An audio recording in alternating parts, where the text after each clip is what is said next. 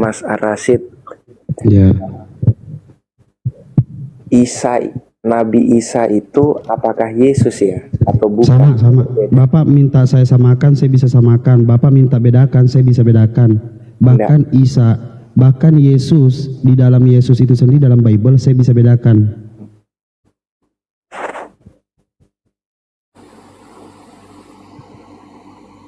Iya, halo. Iya. Berarti menurut Pak, Kalau Bapak minta, apakah Yesus dengan Isa itu beda? Saya bisa bedakan.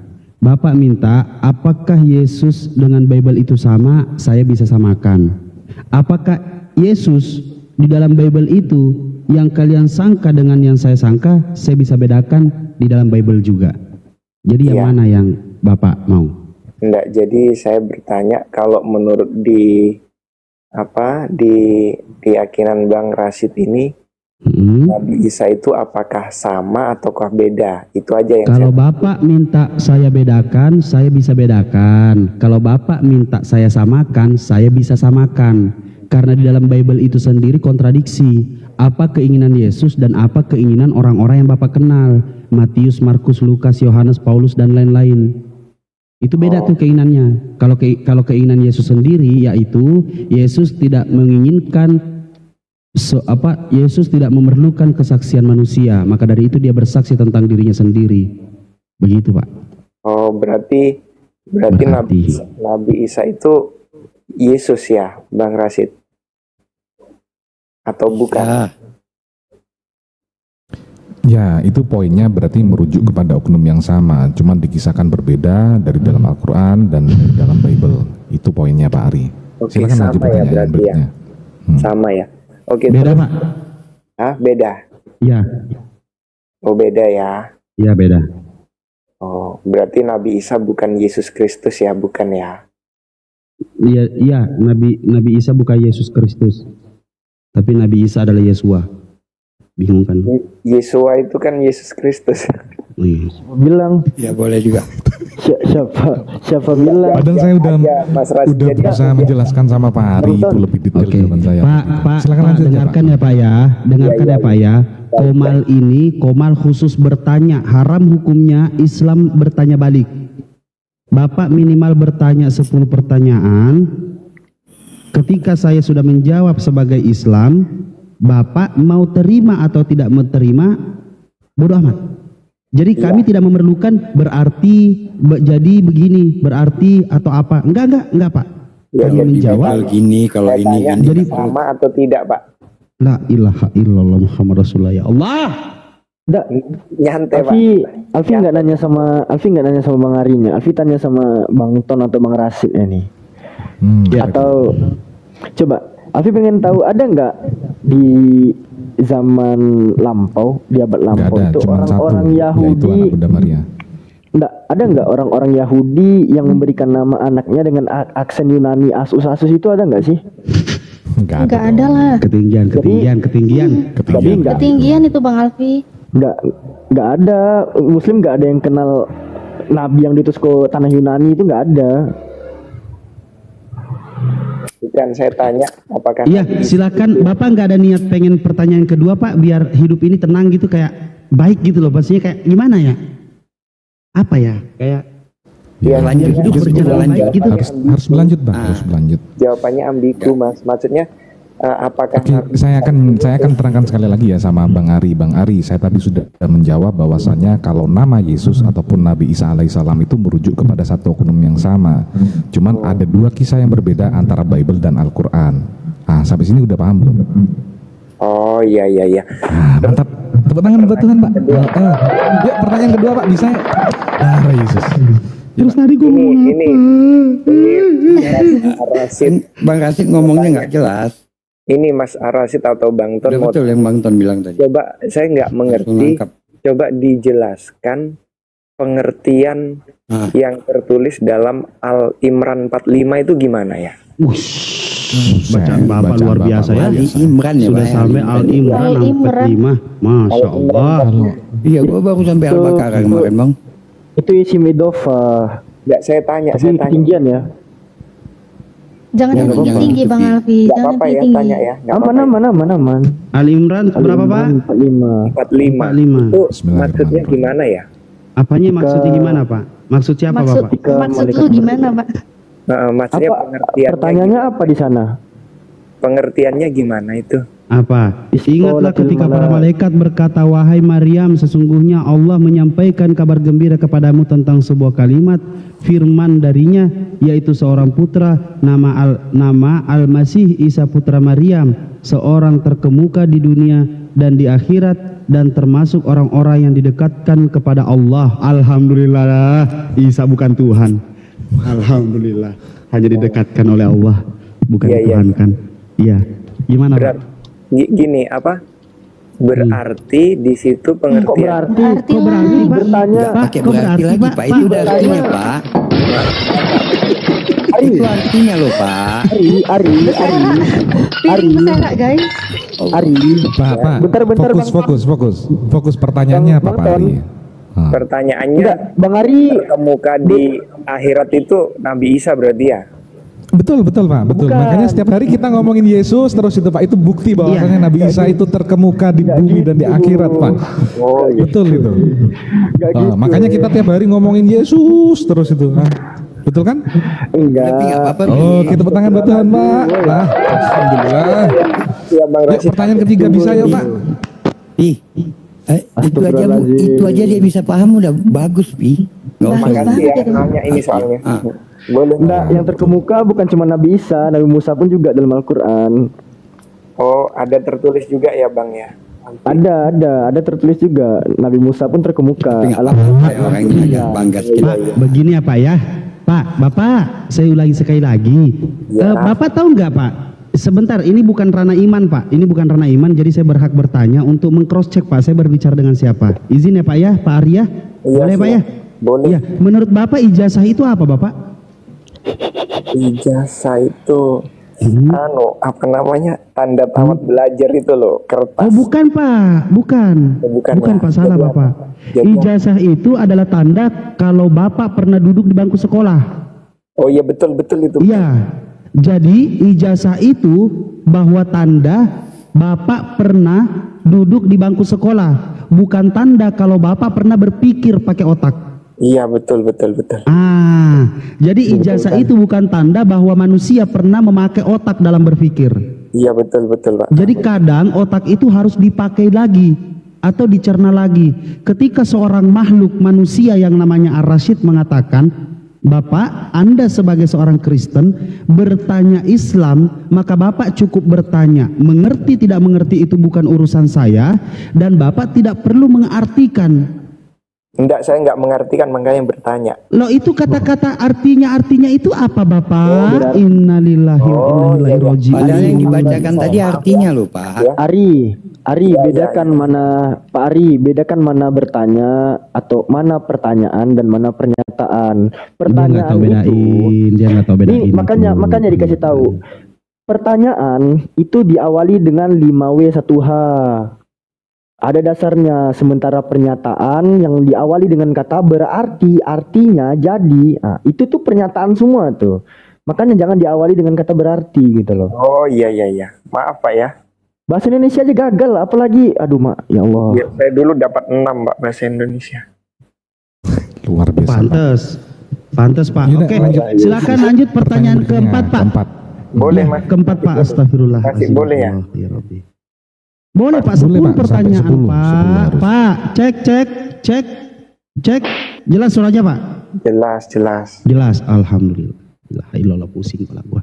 Tadi kepala gua sakit karena panas kan diginiin. Sekarang malah dalamnya yang sakit. Tadi luarnya. Silakan Pak. Ini apa namanya? Apa? Kalau di agama Islam itu pakai ini juga Pak ya? Pakai hadis atau enggak Pak? Pakai Pak. Pakai ya? Pakai Pak.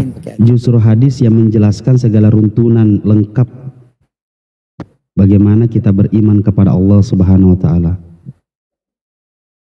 Dan di agama lain nggak ada hadis Pak. Cuma di Islam Pertanyaannya aja. ini Pak, maksudnya pengertiannya itu Pak yang hadis Sahih Muslim jilid 1 halaman 74 itu gimana Pak? Wow. Coba bunyinya gimana tuh matanya? Aku pengen Sebentar, tahu. sebentar Bang Alfi. Tidak begitu. Sahih Bukhari,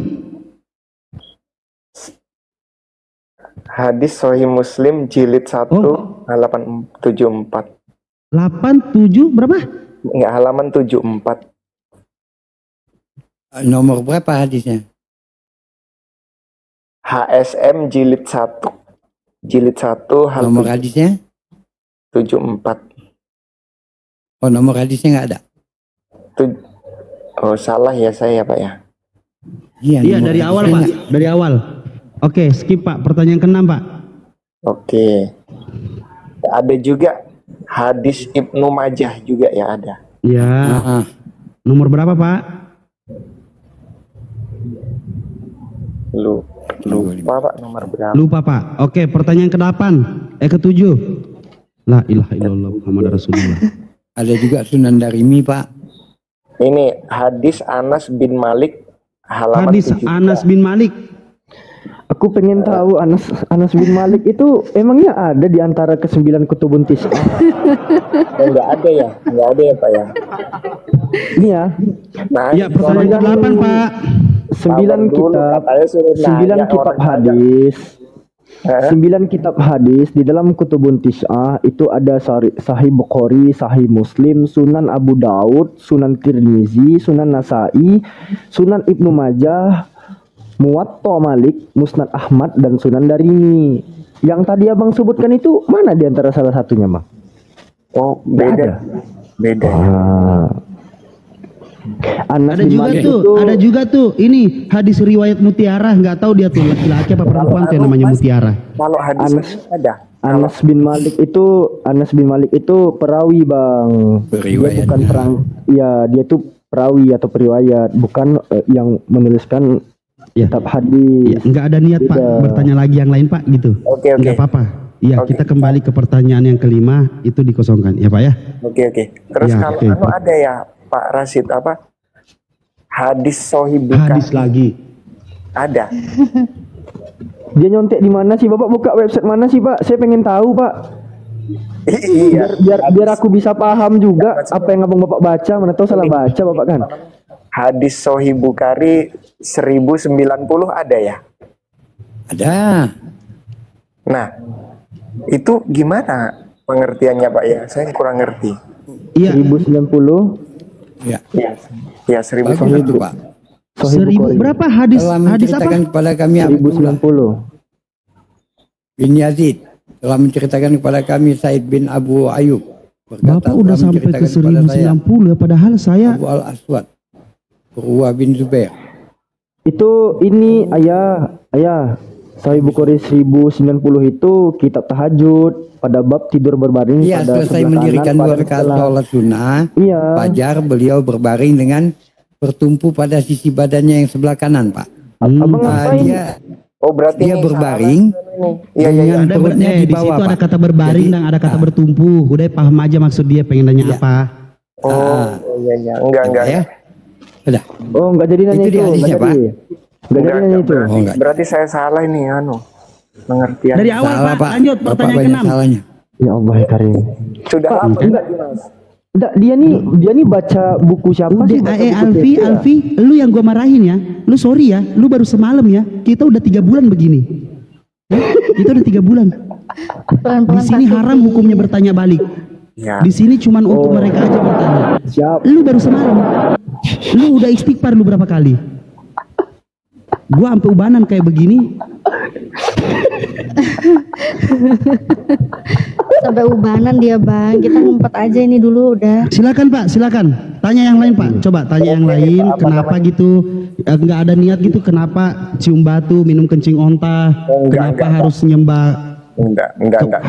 Saya enggak tanya itu, Pak.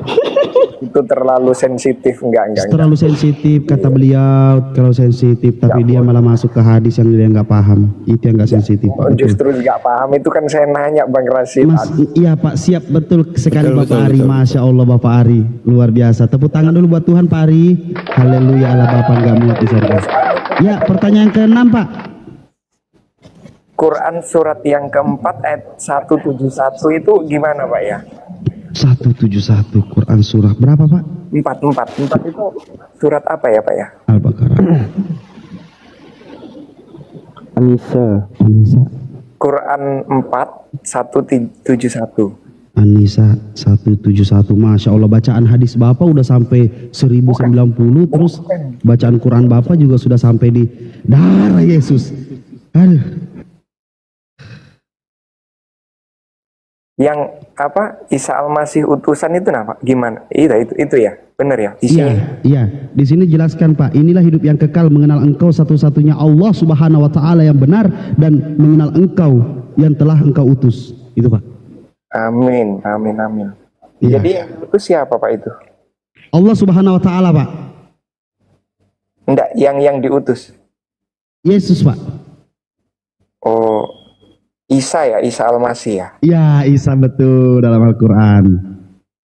Jadi Isa Al-Masih itu kalam Allah sama roh Allah atau bukan Pak ya? Darah Yesus. Gini Pak, Masya Allah. Iya, saya nanya Pak, nanya. Iya. Soalnya kalau Bapak bertanya kalau Bapak bertanya kalamullah itu setiap kalamullah itu keluar dari Allah Subhanahu wa taala. Dan Bapak ketika berbicara roh itu juga memang Allah yang memiliki, tetapi di luar Allah yaitu apa? Dia sang pemilik roh. Dia sang pemilik roh. Bukan berarti Allah itu adalah roh. Dia yang sang pemilik. Ya Pak ya? Dia sang pemilik. Di dalam pemahaman Islam ketika dikatakan inilah rohku atau apapun itu diberikan, ya memang betul. Karena apa? Karena dia sang pemilik, memberikan. Makanya kami sebagai umat Islam di muka bumi ini tidak berhak untuk mengatakan kami memiliki. Bahkan saya tidak bisa bahwa mengatakan tangan ini milik saya. Tidak. Tangan ini milik Allah. Ketika Allah menginginkan tangan ini diambil, maka hilang. Saya hanya bisa merawatnya Pak. Oh gitu. Baik. Karena satu esensi yang Bapak harus pahami bahwa bukan Tuhan yang membutuhkan kami, tetapi kamilah yang membutuhkan Tuhan. Biar rohnya tetap ada dalam diri kita, agar kita selalu tetap bertakwa kepada Allah Subhanahu wa taala, mengenal Tuhan yang sesungguhnya, mengenal Tuhan yang berhak untuk disembah, bukan Tuhan-Tuhan yang dibuat oleh manusia. Begitu Pak. Darah Yesus. Tepuk tangan buat Tuhan. Silakan. Ya. Dan di dalam Islam itu sebenarnya nggak ada itu kalamullah itu untuk Yesus, untuk Isa. Kalamullah itu untuk Musa. Oh gitu, ya. Kalau Isa itu ruh Allah. Selanjutnya Pak. Banyak sih, tapi sudah aja Mas Rasid. Nggak bisa Pak. Kita di sini harus 10 Pak. Iya. Sepaket Bang. Saya yang susah Pak nanti Pak. Buat laporannya. Bikin laporannya susah Pak. Terus ini Mas Mas Rasid apa namanya? Mazmur apa? Ini apa namanya? Kul Al-Qur'an As-Zukhruf ya? Apa? Az-Zukhruf. 61 ya, 61. Ya, apa? Itu pengertiannya gimana, Pak ya? Iya, coba Bapak baca pelan-pelan. Nggak ngerti saya. Nggak ngerti, Pak. Jadi kalau Edis mendengarkan dia mengatakan Al-Zukhruf, Bapak juga tulis narasi pertanyaannya. Aku nggak ngambil dari siapa Edis itu enggak. Emang nggak jelas itu Edis siapa ya? Enggak. Saya nggak ngatakan nggak jelas, cuman saya nggak ngambil dari sana. Iya. Ya kalau menghujatnya nggak bagus, intinya nggak bagus. Apanya yang bagus dia Pak? Bajunya belah semua Pak, lehernya. Apa? Gimana Pak? Iya, Az-Zukhruf 61 ya.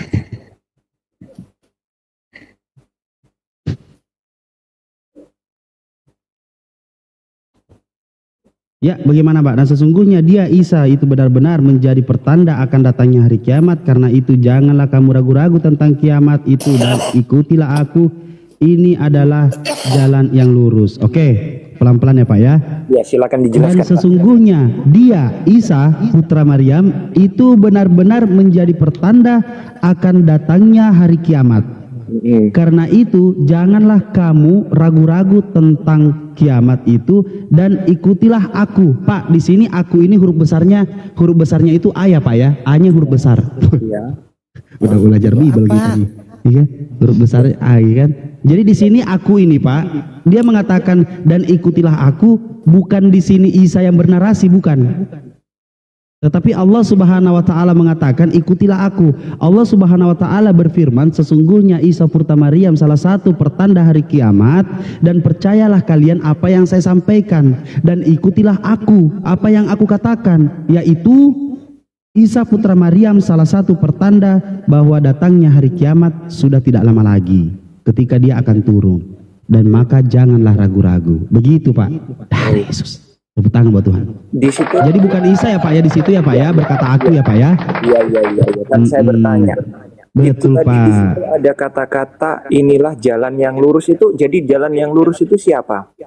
Jalan yang lurus itu adalah di mana Allah menjelaskan bahwa ikutilah apa yang saya narasikan, dan percayalah bahwa Isa Putra Maryam pada saat nanti dia turun, disitulah ciri-ciri hari kiamat sudah dekat. Maka apabila kamu percaya dengan hal ini yang Allah sampaikan di dalam Al-Quran, maka itulah jalan yang lurus. Oh iya. Iya. Tak pikir Pak, berarti saya salah Kak Pak. Misalkan saya salah Pak. Iya, kalau Bapak benar kan Islam Pak jadinya. Misalkan saya berpikir, maaf ya, misalkan saya berpikir jalan yang lurus itu adalah Isa, salah saya. Iya, jadi kita tiap hari dong meminta kepada Isa Pak. Tunjukkanlah kami jalan yang lurus, begitu Pak. Dikit Bang Ibes, jawabannya di surah Maryam ayat 36 Bang, coba Bang. Nabi Isa tuh di sana menjelaskan innallaha rabbi wa rabbukum, sesungguhnya Allah itu Tuhanku dan Tuhanmu. Itu membuktikan bahwasanya Nabi Isa itu bertuhan, bukan ateis Bang. Ya, Yesus juga Isa juga mengatakan kami menyembah apa yang kami sembah, dan kamu menyembah apa yang kamu tidak kenal. Kan jelas di Maryam 36 itu wa innallaha rabbi wa rabbukum, dan sesungguhnya Allah itu Tuhanku dan Tuhanmu, fa'buduh, sembahlah dia, hadza siratul mustaqim, inilah jalan yang lurus itu. Itu jawabannya di situ Bang. Maka menyembah Allah, bukan menyembah Isa Bang. Iya, nggak apa-apa. Iya Pak ya. Apa namanya? Pertanyaan ke-8 Pak. Enggak, tentang itu dulu Pak. Apa namanya? Apa? Yang mengerti hari kiamat itu berarti Allah Subhanahu wa taala, kecuali Allah. Oh. Iya. Bukan Isa ya. Tapi Nabi Isa alaihissalam itu adalah pertanda akan datangnya hari kiamat.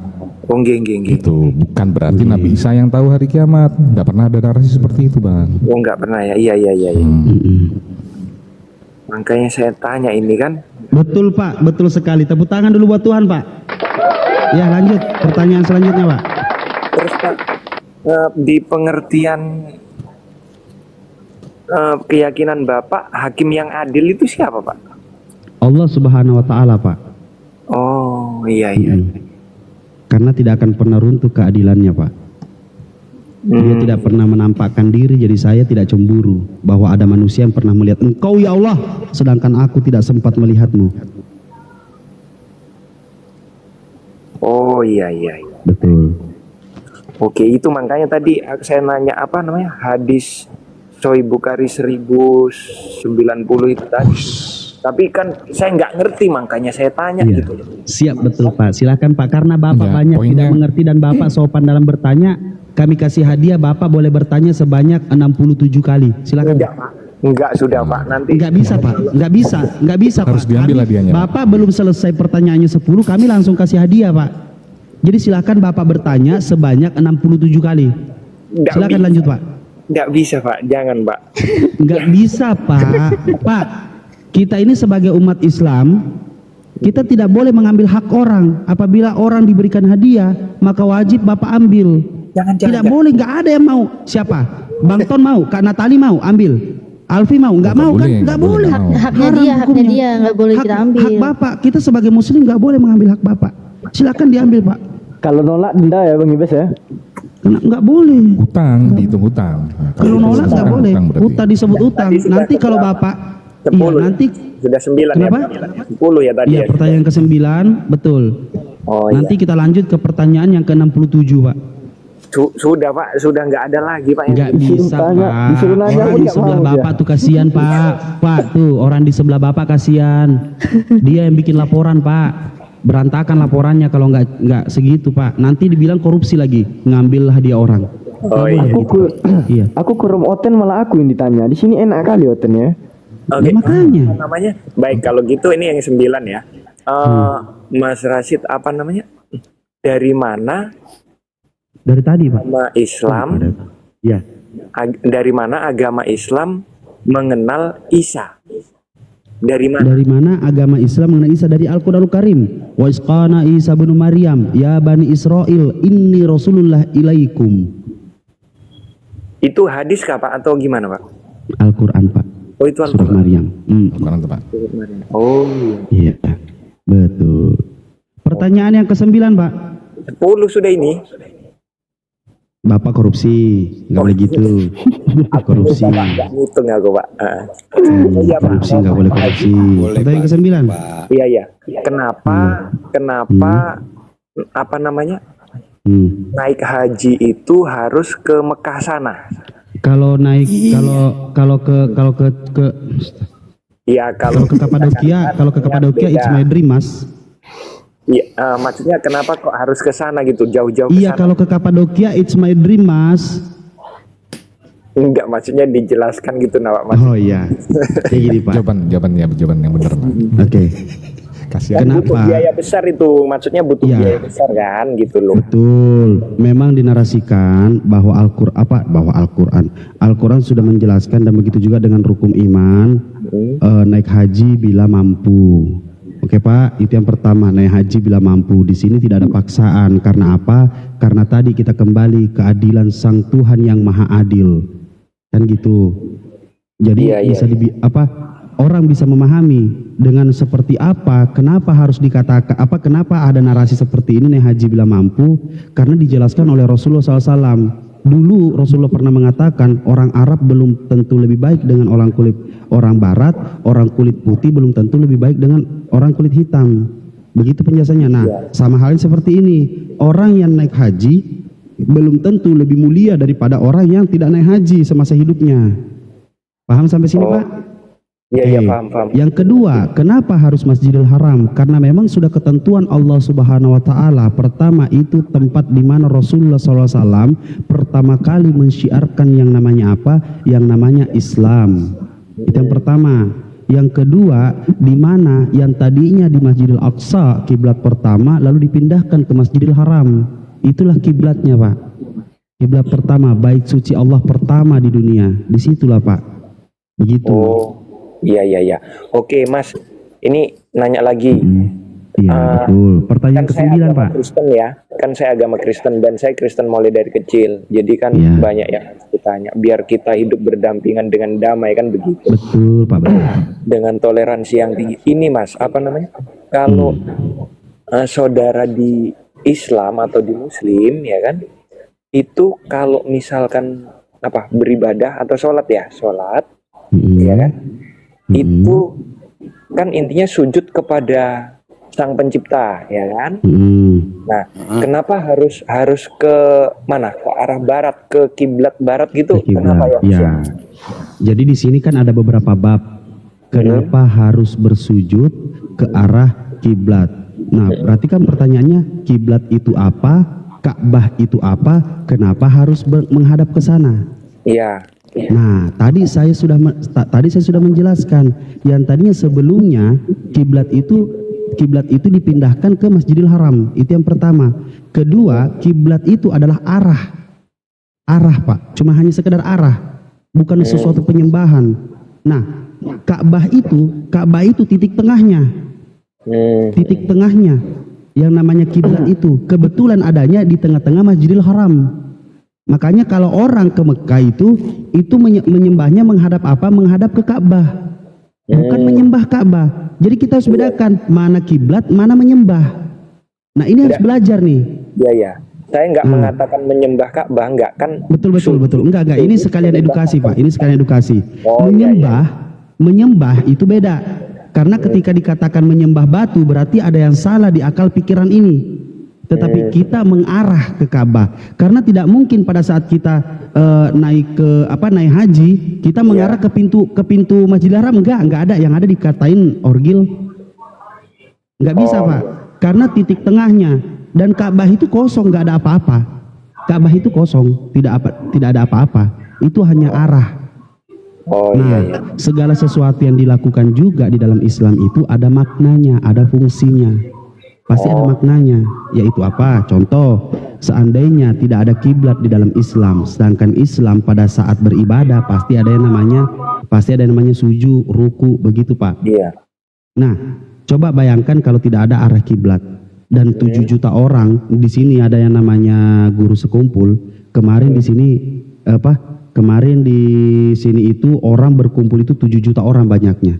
Bayangkan kalau tidak ada kiblat, Pak. Bayangkan kalau tidak ada kiblat. Ada 7 juta orang melangsungkan yang namanya sholat bersamaan, kira-kira sundul-sundulan gak itu?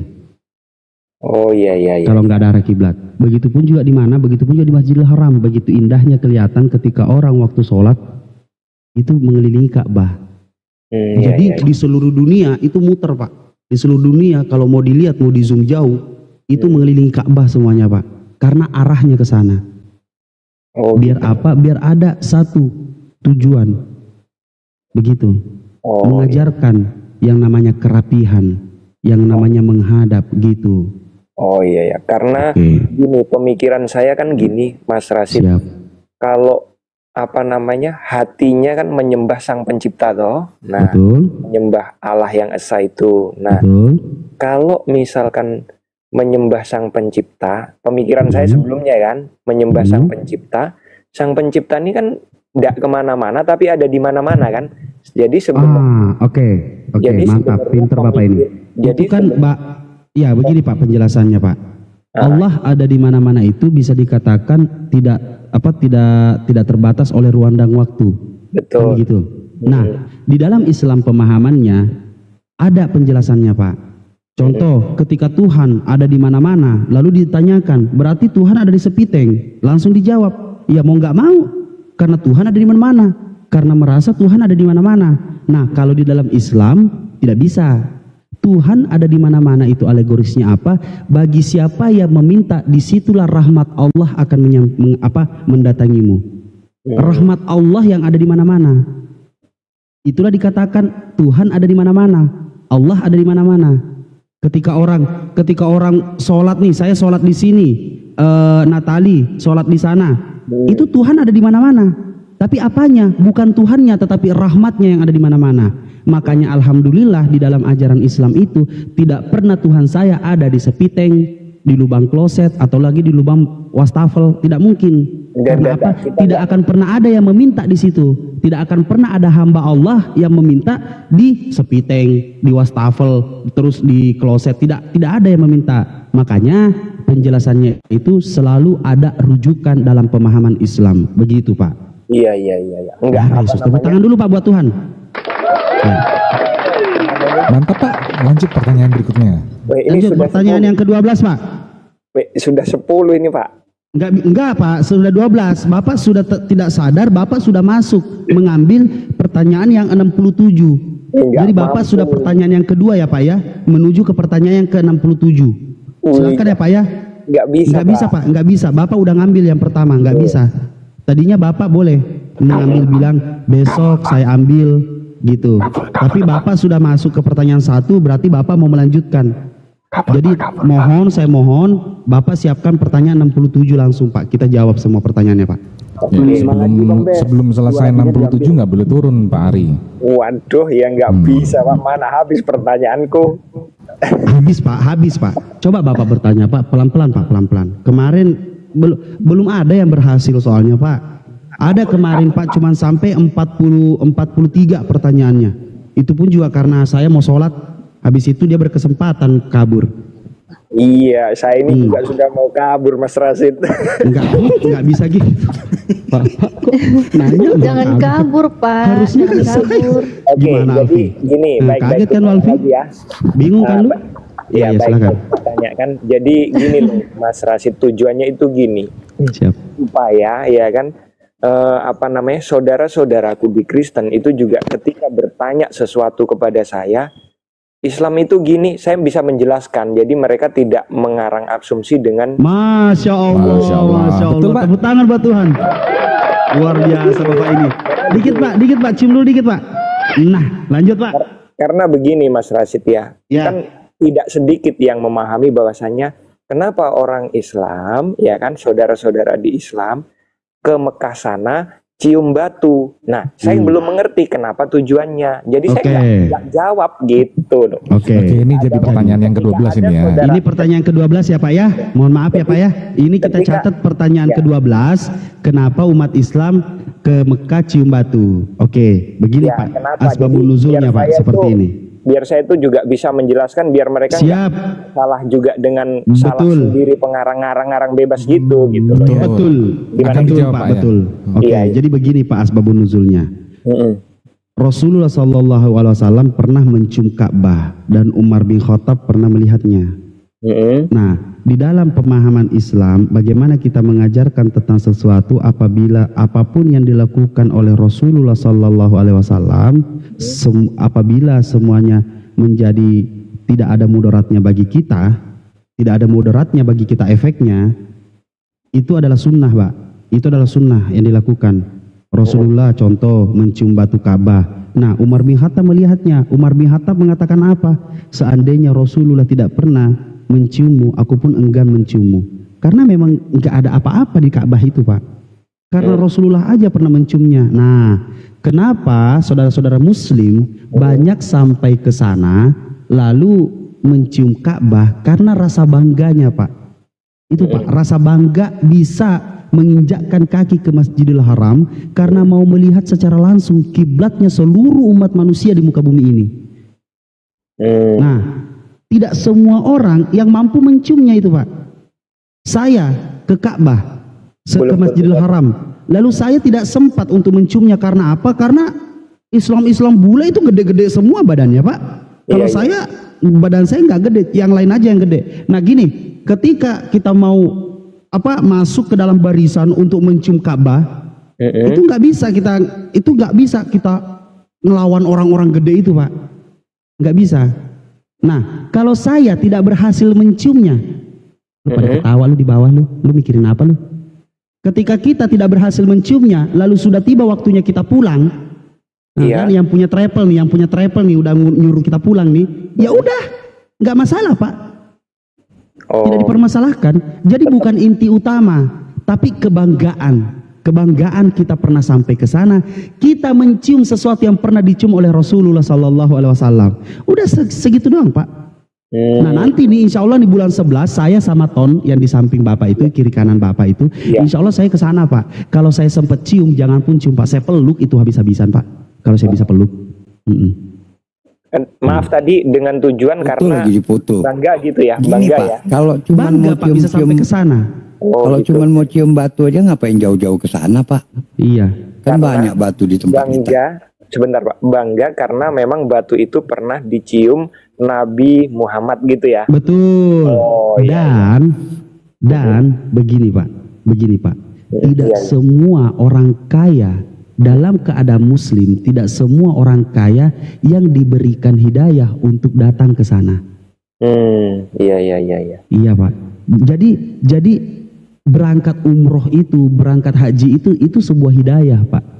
Insya Allah, Pak. Itu hidayah untuk orang Islam itu sendiri. Jadi tidak semua orang yang bisa tiba-tiba sampai ke sana atau apapun itu, enggak begitu. Ya, Pak ya? Iya. Masya Allah. Pertanyaan ke-13, Pak. Darah Yesus, tepuk tangan buat Tuhan. Musid Katon, Bang Sid Kanatali, Bang Ton, ayah izin pamit dulu ya. Oke, Bang Arwi. Ini jangan. Kenapa Udah lu? mulai. Dia merasa nggak berguna di Mulai sini. terasa efek sampingnya. Nggak, dia merasa nggak berguna di sini. Keilmuannya nggak berguna di sini. Bang Alwi.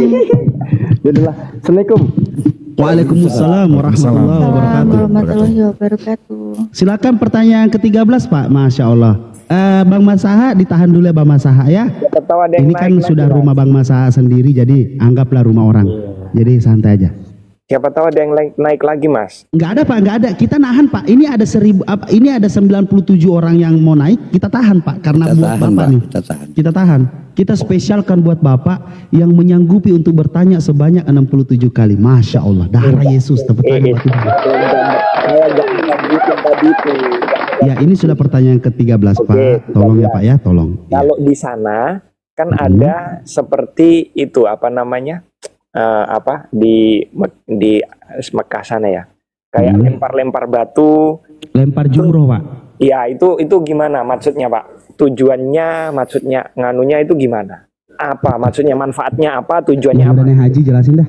Jangan Ya, sampai gue ngarang. itu dulu Pak. Dulu ketika Nabi Ibrahim mau menyembelih anaknya, maka dia digoda oleh setan, oleh iblis di tempat di mana kami melempar batu itu Pak.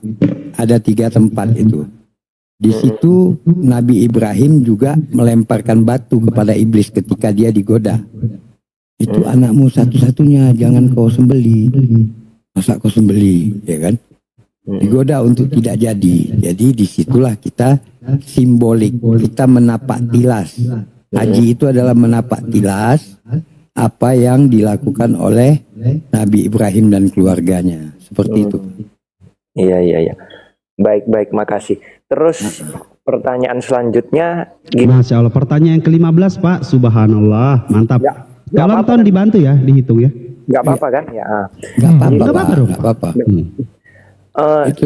Di keyakinan saudara-saudara di Muslim Hmm. itu yang mau dikorbankan ya, yang mau disembelih atau dikorbankan Ismail. itu, Ismail. itu siapa namanya Pak? Karena anak Abraham ada 2 kan? Ismail, Ya, Pak. Ismail Pak. Anak tunggalnya ya? saat itu Bang. Jawabannya adalah anak tunggalnya di saat itu, dan itu adalah mengarah kepada Nabi Ismail alaihissalam. Oh iya. So berarti beda Pak ya, sama di kekristenan beda. Kalau di Kristen Ishak. Oh ya beda ya, baik. Nanti kita buka sesi lain Pak kalau mau bahas itu. Tapi Pak Ari boleh bertanya aja dulu di sini ya. Ya, berarti Intinya Ismail gini, ya, Ismail ya Pak Dijelaskan ya. di sana bahwasanya yang dikorbankan itu adalah anak tunggalnya Nabi Ibrahim alaihissalam, yaitu Nabi Ismail. Di kala itu, karena di masa itu Nabi Ishak itu belum lahir. Gitu ya. Ya. Oke. Mantap, lanjut pertanyaan ke-16 Pak, semangat.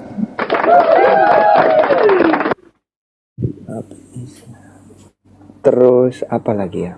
Ya, pelan-pelan Pak, pelan-pelan. Ini kita sampai jam 12 siang kok Pak, tenang aja. Jangan kerja saya ini. Bapak kerja Pak.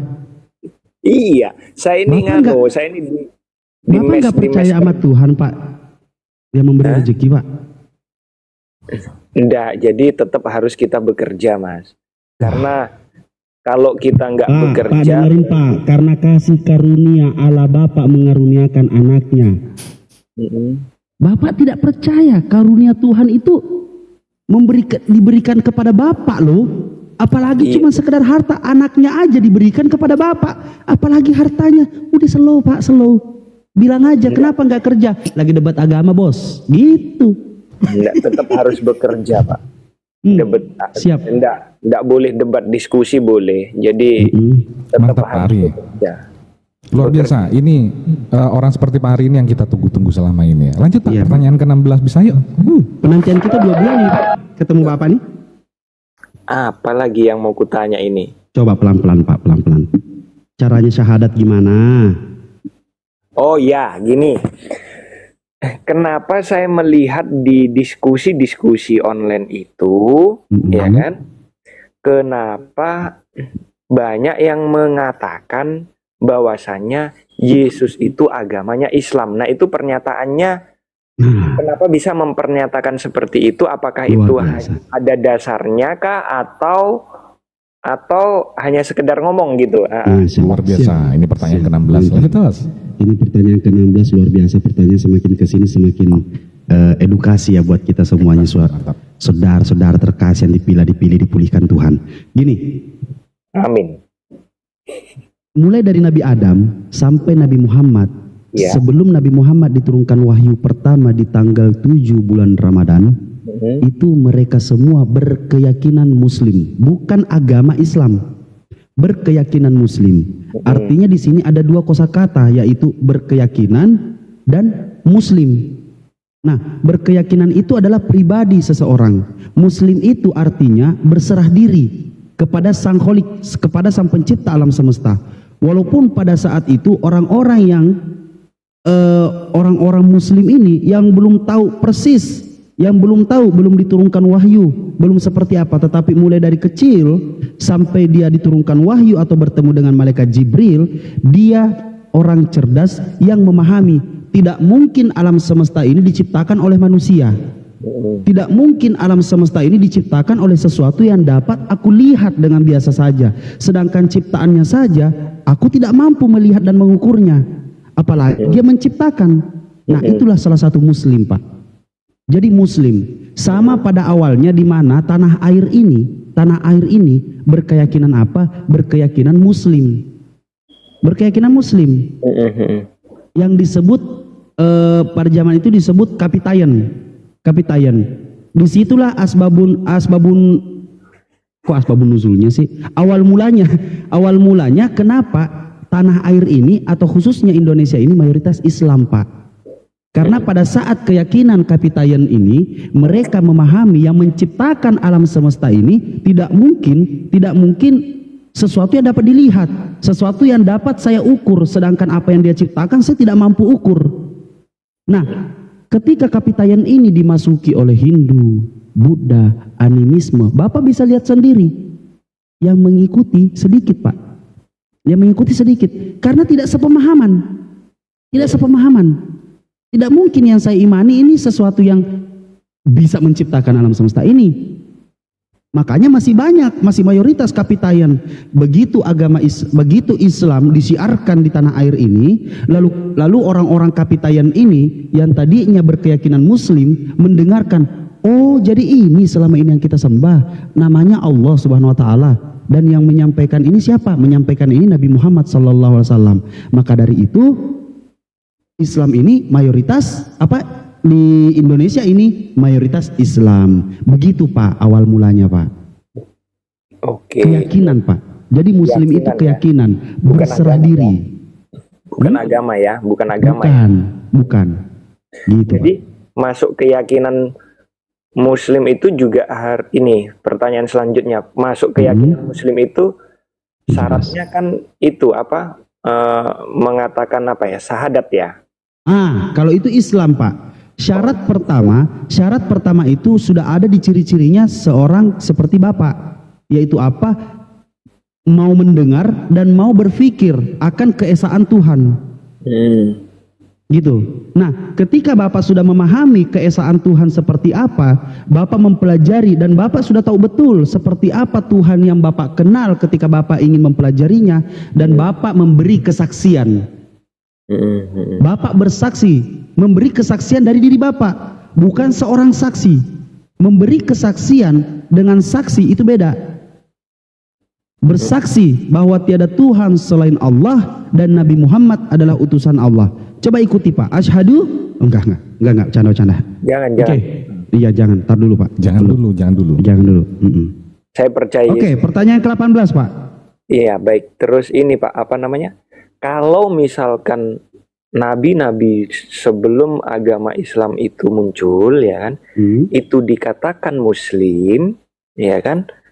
Nah, kenapa di kitab Taurat, Injil atau kitab-kitab sebelumnya itu tidak ada kata-kata muslim? Nah, tidak ada kata-kata muslim. Gimana? Oke. Kata-kata muslim itu kita kenal adanya dalam Al-Quran. Jadi banyak pembelajaran yang harus Bapak pahami di sini. Kata muslim itu yang pertama yang kita bahas. Kata Allah, malaikat, Ruhul Kudus, Nabi, terus Rasul, kafir, dan yang terakhir apa, Pak? Salib. Nah, salib itu tidak ada di zaman dulu bahasa salib, Pak. Adanya dalam Al-Quran.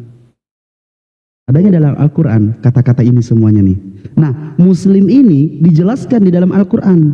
Muslim itu artinya adalah orang yang berserah diri. Jadi ketika dikatakan orang muslim, kalau sekarang orang muslim sudah pasti Islam, orang Islam belum tentu muslim. Karena ada orang Islam itu masih menduakan Tuhan, masih musyrik. Begitu, Pak.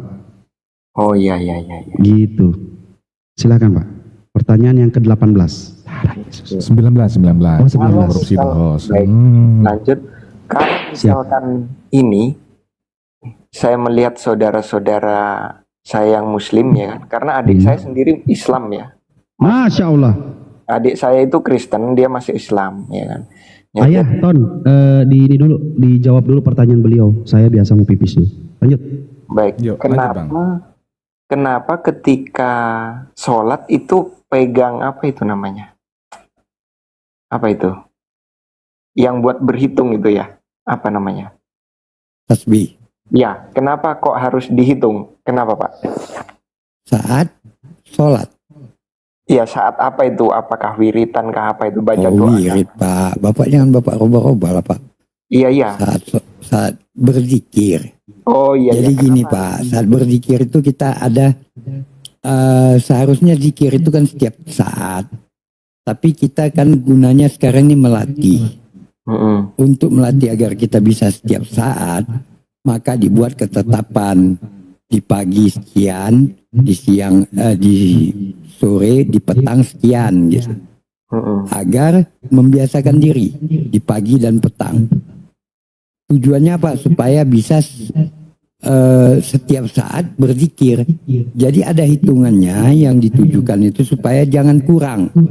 Bukan supaya jangan lebih. Supaya jangan kurang daripada yang ditetapkan, maka digunakan alat penghitung itu, Pak. Oh, gitu ya. Jadi untuk patokan gitu, untuk pengingat gitulah Pak Ari. Oh, iya, iya, iya. Baik, baik. Oke, selanjutnya Pak. Mantap, pertanyaan 20. Wih, semangat sekali Pak. Tepuk tangan dulu Pak buat Tuhan. Yuk.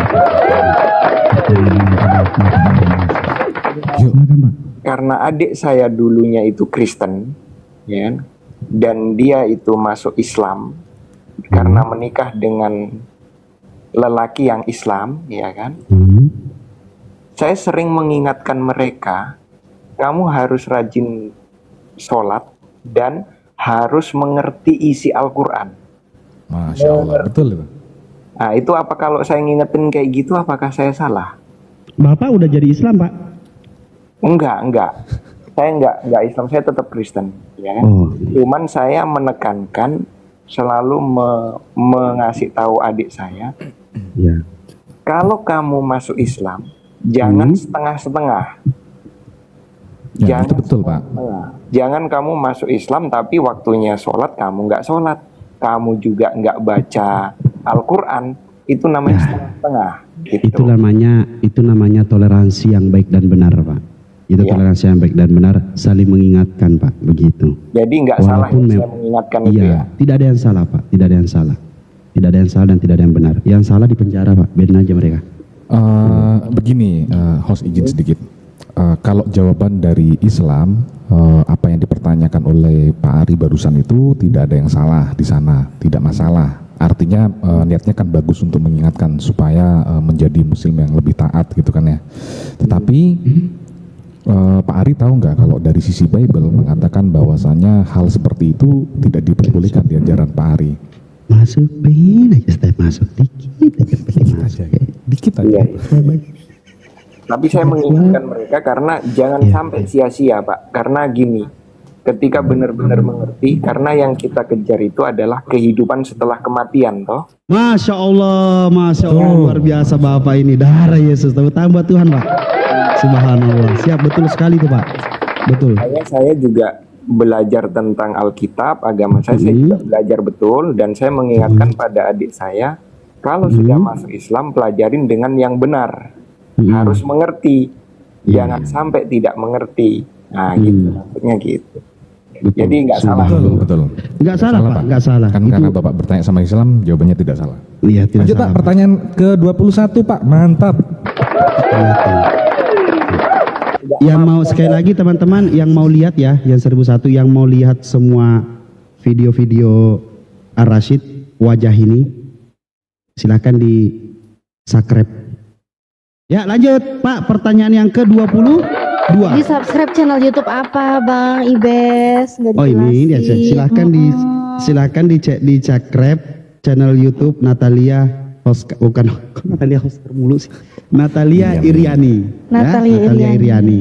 Saya, Bang Ton, Ayah selalu ada di sana karena kita satu room ya. Itu Ya, saudara sama salam satu ilah juga ya. Salam ya, dengan ilah salam juga, satu ilah juga, nanti di semuanya di situ ada pokoknya wajah-wajah yang pengen lihat debat-debat gitu pada saat nanti ya. Nggak tahu ya namanya umur ya, siapa tahu saya belakangan mati kalian duluan, ya kita nggak tahu gitu kan, atau enggak kalian duluan saya belakangan, nggak ada yang tahu. Kalian masih bisa melihat Sama aja. video saya, kalian bisa melihat video-video saya di situ gitu ya teman-teman ya. Yuk lanjut.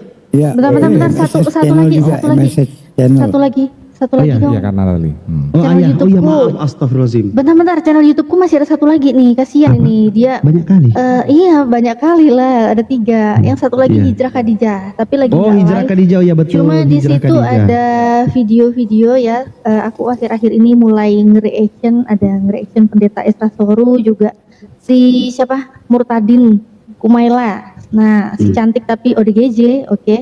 Bisa langsung ke Hijrah Khadijah juga nanti, tapi habis nonton ini. Lanjut, Siap. YouTube-nya Ayah ada juga ya. Oke, silakan Ada. Ayah. MSS channel. Apa? Ya. MSS MSS Channel. MSS channel. Di situ Ya. juga ada wajah saya. Itulah alasannya teman-teman, saya tidak pernah bikin YouTube. Karena apa? Karena wajah saya udah berserakan di YouTube. Jadi Berserak. kalau saya bikin juga udah berserak. Berserak. Ngapain gitu Berserak. kan? Bukan ngapain. Ya HP cuma satu, nggak dipakai ngerekam. Udahlah, lanjut yuk. Pertanyaan ke 23. Darah Yesus. 22 dong. Yang Bang Rashid ini TikToknya tak ikutin ya. Nah, oke. Ya siap, sama-sama Pak. Saya juga karena saya tulis daftar-daftar calon-calon mualaf Pak. Salah satunya Bapak ada di daftar yang ke-7. Pak Tapi Ahmadi kayaknya Ahmaja. kayaknya nggak bisa. Saya tetap Yesus. Bisa Pak, bisa yuk bisa yuk. Ya. Gampang kok mualaf itu Pak, tinggal asyhadu doang Pak. Yuk. Gak Silakan apa-apa, Pak. pelan-pelan. Iya, Lanjut aja, pelan-pelan fokus, Pak. fokus Pertanyaan pertanyaan. 23 Pak. Oke. Dua-dua Host. Nah, kenapa apakah benar ini? Apakah benar atau enggak? Kenapa di Al-Quran, kitab suci saudara di Islam, banyak tertulis, ya banyak ya, Mbak, ya nggak begitu banyak sih, tapi ada agak banyak gitu, tertulis tentang Nabi Isa Oke. daripada yang lain, begitu. Kenapa? Masya Allah. Nah, Mohon maaf, tolong dibenarkan kalau saya salah. Kalau saya salah tolong diluruskan. Kok dibenarkan kalau saya salah? Isa Al-Masih itu dituliskan di dalam Al-Quran sebanyak 25 kali. Iya. Sama seperti para nabi yang lainnya, sama seperti malaikat, sama seperti iblis. Nabi Muhammad sendiri jarang disebutkan di dalam Al-Quran. Tetapi ada yang namanya surah Muhammad. Kembali kepada pertanyaan Bapak, kenapa? Karena ada banyaknya hal yang terjadi pada saat di zaman Isa ibnu Maryam, yaitu Isa putra Maryam. Penjelasannya seperti ini Pak. Ketika kami membaca wa isqana Isa bin Maryam ya bani Israel inni rasulullah ilaikum, kami pasti mencari tahu siapa Isa ini.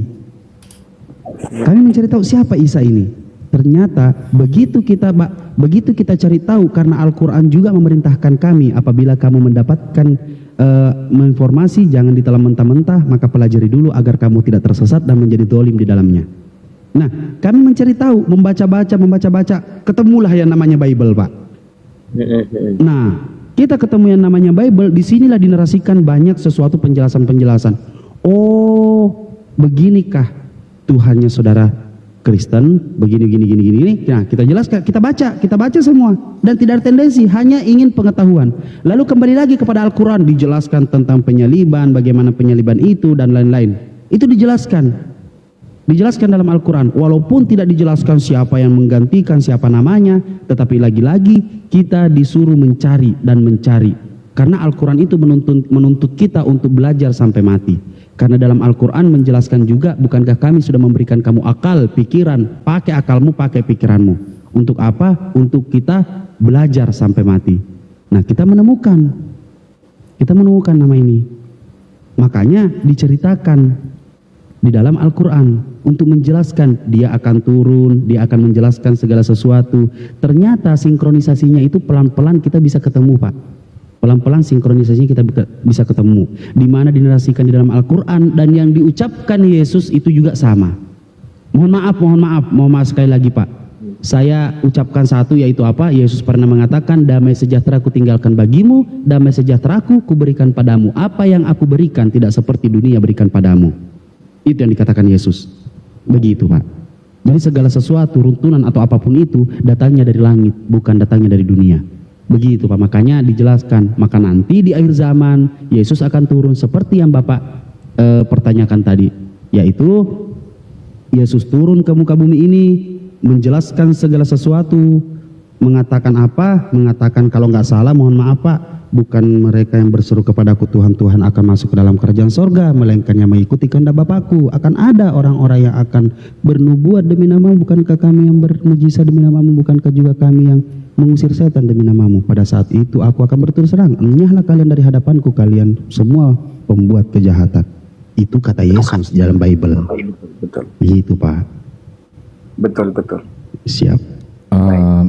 Saya tambahkan dikit buat Pak Ari. Tadi Pak Ari mengatakan bahwasanya Nabi Isa itu termasuk kenapa banyak sekali disebutkan di dalam Al-Quran. Yang perlu Bapak ketahui adalah kalau yang terbanyak namanya yang sering disebutkan di dalam Al-Quran itu Nabi Musa alaihissalam, bukan Nabi Isa. Oh, Nabi Musa ya. Iya. Ya betul, Nabi Musa alaihissalam disebutkan sebanyak 136 kali di dalam Al-Quran. Pak Ari, lanjut pertanyaan ke 23. Nabi Musa. Oke. Pertanyaan 23. Iya. Terus ini Pak. Ini salah memaknai, pengamat mualaf. Wih mantap nih pengamat mualaf, saya mau jambak nih.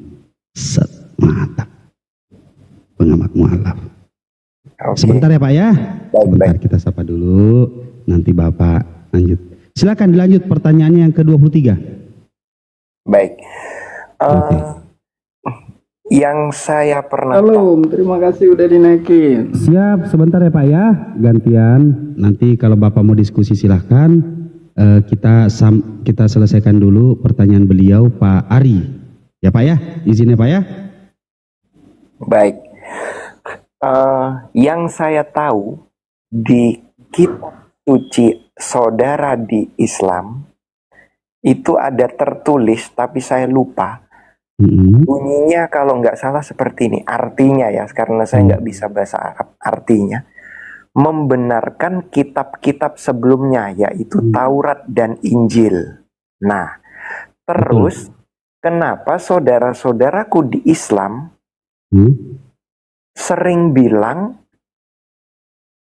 kitab kita orang Kristen itu palsu, padahal kita semua umat Kristen yang ada di Taurat, yang ada kan perjanjian lama, perjanjian baru, itu Tauratnya juga nggak dirubah, pengertiannya ya sama seperti itu. Terus Injilnya ya juga itu.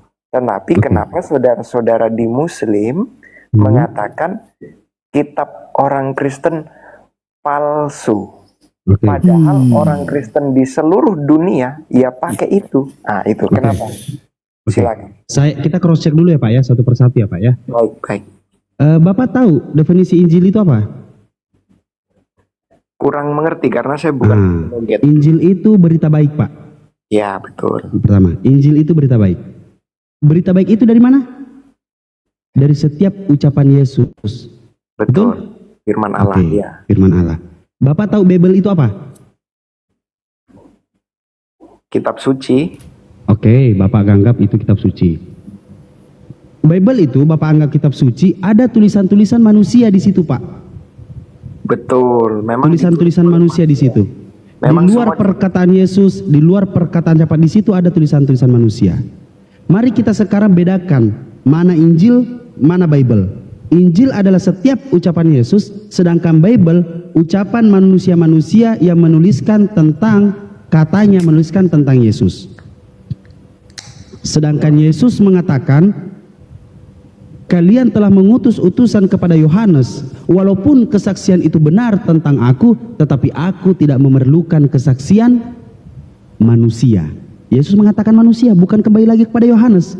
Walaupun kesaksian Yohanes itu benar, tetapi aku tidak memerlukan kesaksian manusia. Maka dari itu aku bersaksi tentang diriku sendiri, agar kalian boleh memperoleh hidup yang kekal. Artinya apa? Di sini Yesus menegaskan, Yesus tidak menginginkan di luar perkataannya didengarkan. Maka dengarkanlah perkataanku. Lantas dari mana tulisan-tulisan perkataan-perkataan yang lain itu? Oke.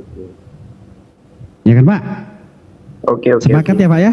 Jadi logikanya Pak, logiknya Yesus sudah menyatakan dengan jelas, segala firman yang telah engkau sampaikan padaku telah kusampaikan kepada mereka, dan mereka menerima dengan baik dan benar bahwa engkaulah yang mengutus aku. Buktinya apa? Dia mengutus aku. Inilah syahadatnya Yesus, mengenal engkau satu-satunya Allah yang benar, dan mengenal Yesus Kristus yang telah engkau utus. Dia menegaskan bahwa dirinya adalah utusan dengan menarasikan apa? Aku tidak dapat berbuat apa-apa dari diriku sendiri. Aku menghakimi sesuai apa yang aku dengar. Maka dari itu penghakimanku adil.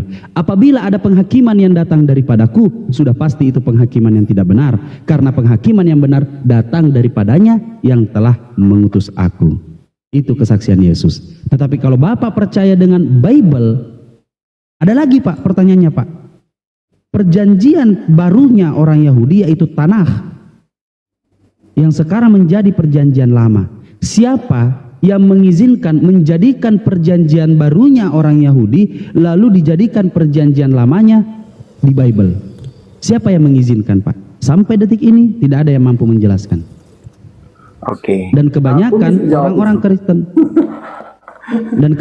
orang-orang Kristen akan bangga kepada Yahudi. Padahal Yahudi tidak pernah mengakui hal ini. Gitu Pak. Ya. Baik. Itu silakan. Nanti bisa menjelaskan seorang apologet berarti. Gimana Bang? Silakan Pak. Itu yang bisa menjelaskan nanti seorang apologet Kristen. Ya, aku bisa menjelaskan itu. Oke, Bapak. Oke, siap. Gimana ya? Menarik ini kalau Pak. Soalnya saya tertarik dengan namanya gitu. Iya, pengamat mualaf. Pengamat mualaf ya. Iya, sebentar ya Pak ya, sebentar. Silakan pertanyaan yang ke-24. Oh, sudah Pak. Sudah nggak ada Pak. Sudah nggak ada ya Pak ya. Jadi mohon maaf gimana ini, nggak apa-apa ya? Iya siap. Bang izin Bang, boleh nggak Bang? Aku nambahin data, tapi kan nggak nanya, cuma nambahin data. Oke. Silakan. Ya. Jadi kalau dibilang kami ini suka ngata-ngatain Bible kalian itu nggak asli, Injil kalian itu nggak asli, itu palsu gitu. Sebenarnya bukan kami juga sih ya, tapi kami cuma bentar. Memperjelas ya. Bentar. Apa ini? Pencet. Kami cuma memperjelas datanya aja ya. Jadi ini aku tunjukin. Mazmur. Enggak ke Mazmur dulu. Langsung aja ke datanya, apa yang udah nggak asli kan dari kekristenan sendiri ada nih.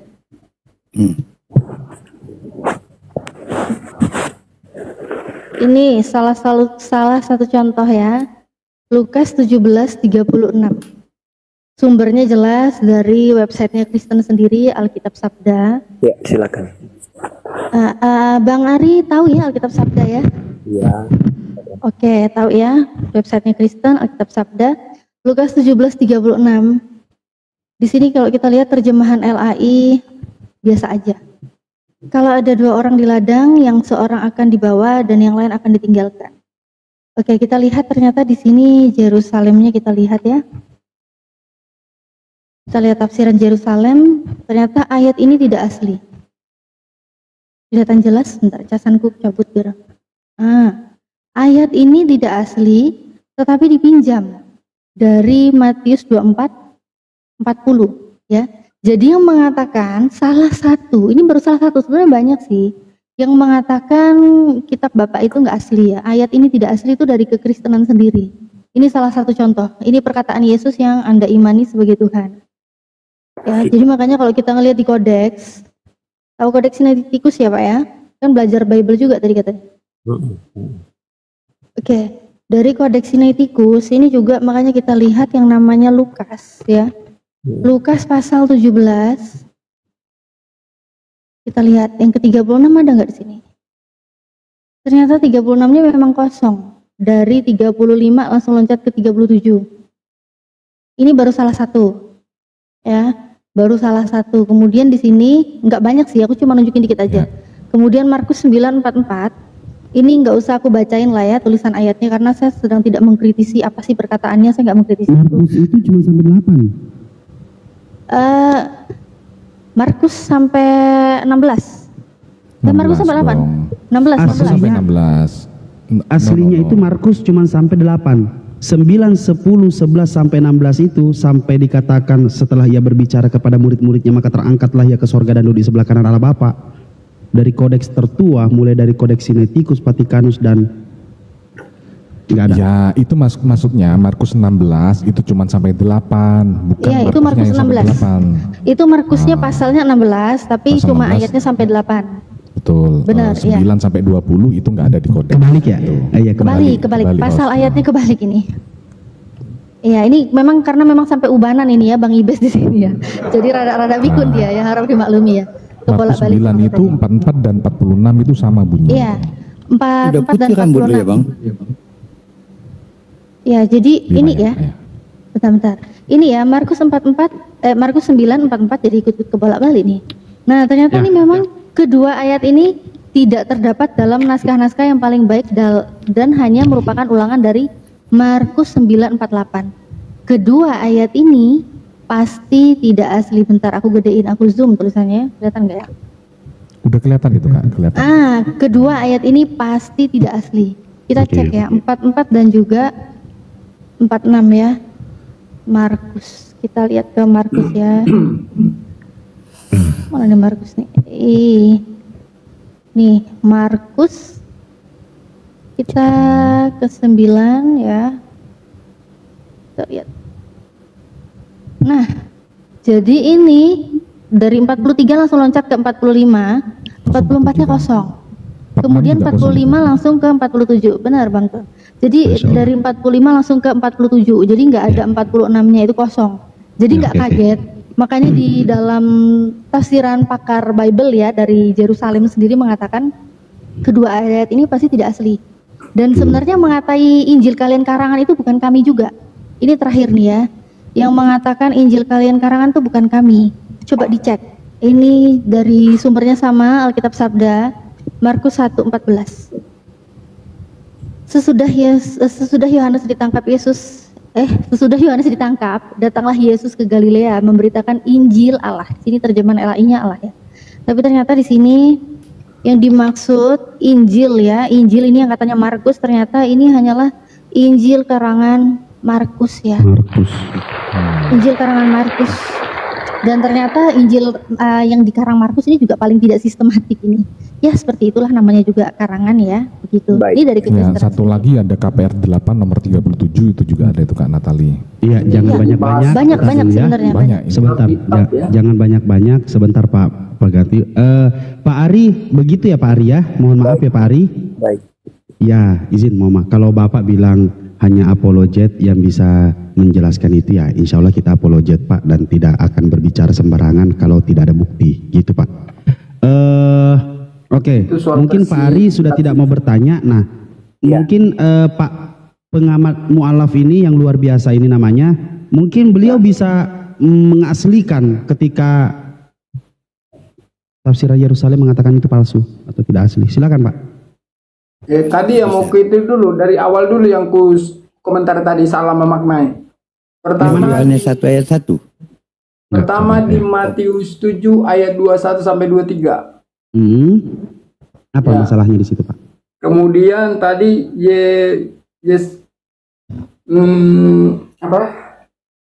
Yohanes 17 ayat 3. Yohanes 17. Ya. Itu tadi makanya saya langsung berkomentar karena saya tahu bos itu salah memahami. Coba kasih saya pemahaman Pak, pemahaman. Silakan Pak dibengkokkan hal yang sudah lurus Pak, silakan. Oke, dengarkan ya. Aku baca ya. Iya, baca. Dari awal. Baca. Bukan setiap orang yang berseru kepadaku. Iya, dengar dulu. Tuhan. Sebentar dulu. Biar bukan kasih dulu kuncinya. Nanti kulanjutkan. Bukan setiap orang. Host bisa memahami itu dulu. Bukan setiap orang. Artinya tidak semua orang. Betul. Mantap. Nggak ada masalah. Itu cerdas nih.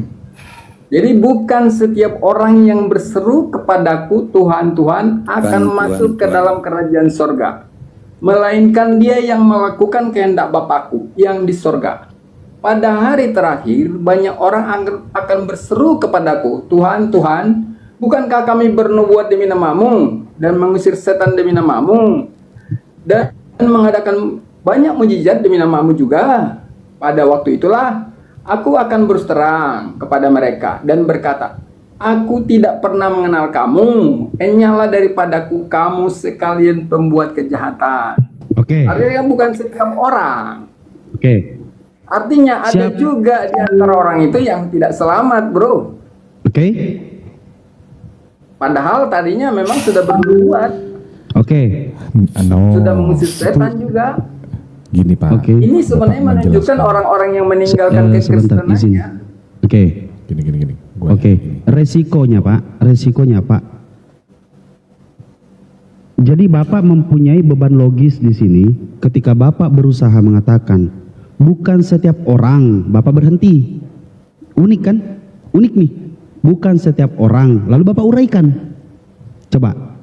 Aku hanya untuk dulu. Udah. Kemudian kulanjutkan biar sebentar Pak. Sebentar. Apa sih gunanya tanda koma dan titik itu, Pak?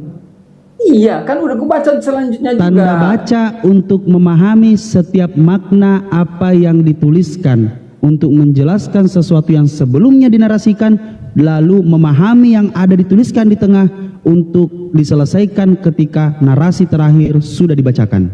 Paham sampai sini atau ketinggian? Memahami ini dalam 3 ayat ini nyambung ini. 3 ayat ini. Silakan uraikan kepada Bapak ketika saya berbahasa Indonesia lebih baik dan benar. Bukan setiap orang yang berseru kepadaku, apa itu artinya, Pak? Ya, tidak semua yang berseru kepadanya Tuhan Tuhan akan masuk ke dalam kerajaan sorga. Oke. Karena akan ada masuk yang akan jadi ke dalam kerajaan sorga. dirinya. Tahan dulu. Melainkan dia yang melakukan kehendak Bapakku yang di sorga. Oke. Konsekuensi logisnya ada pertanyaan baru. Apa keinginan Bapak yang ada di sorga? Menuruti ajaran Yesus. Pernahkah Allah Bapa meminta untuk anaknya disembah? Anaknya disembah. Anaknya dijadikan Tuhan?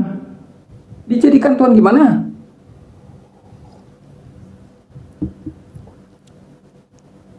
Apa maksud Anda dijadikan Tuhan? Oke.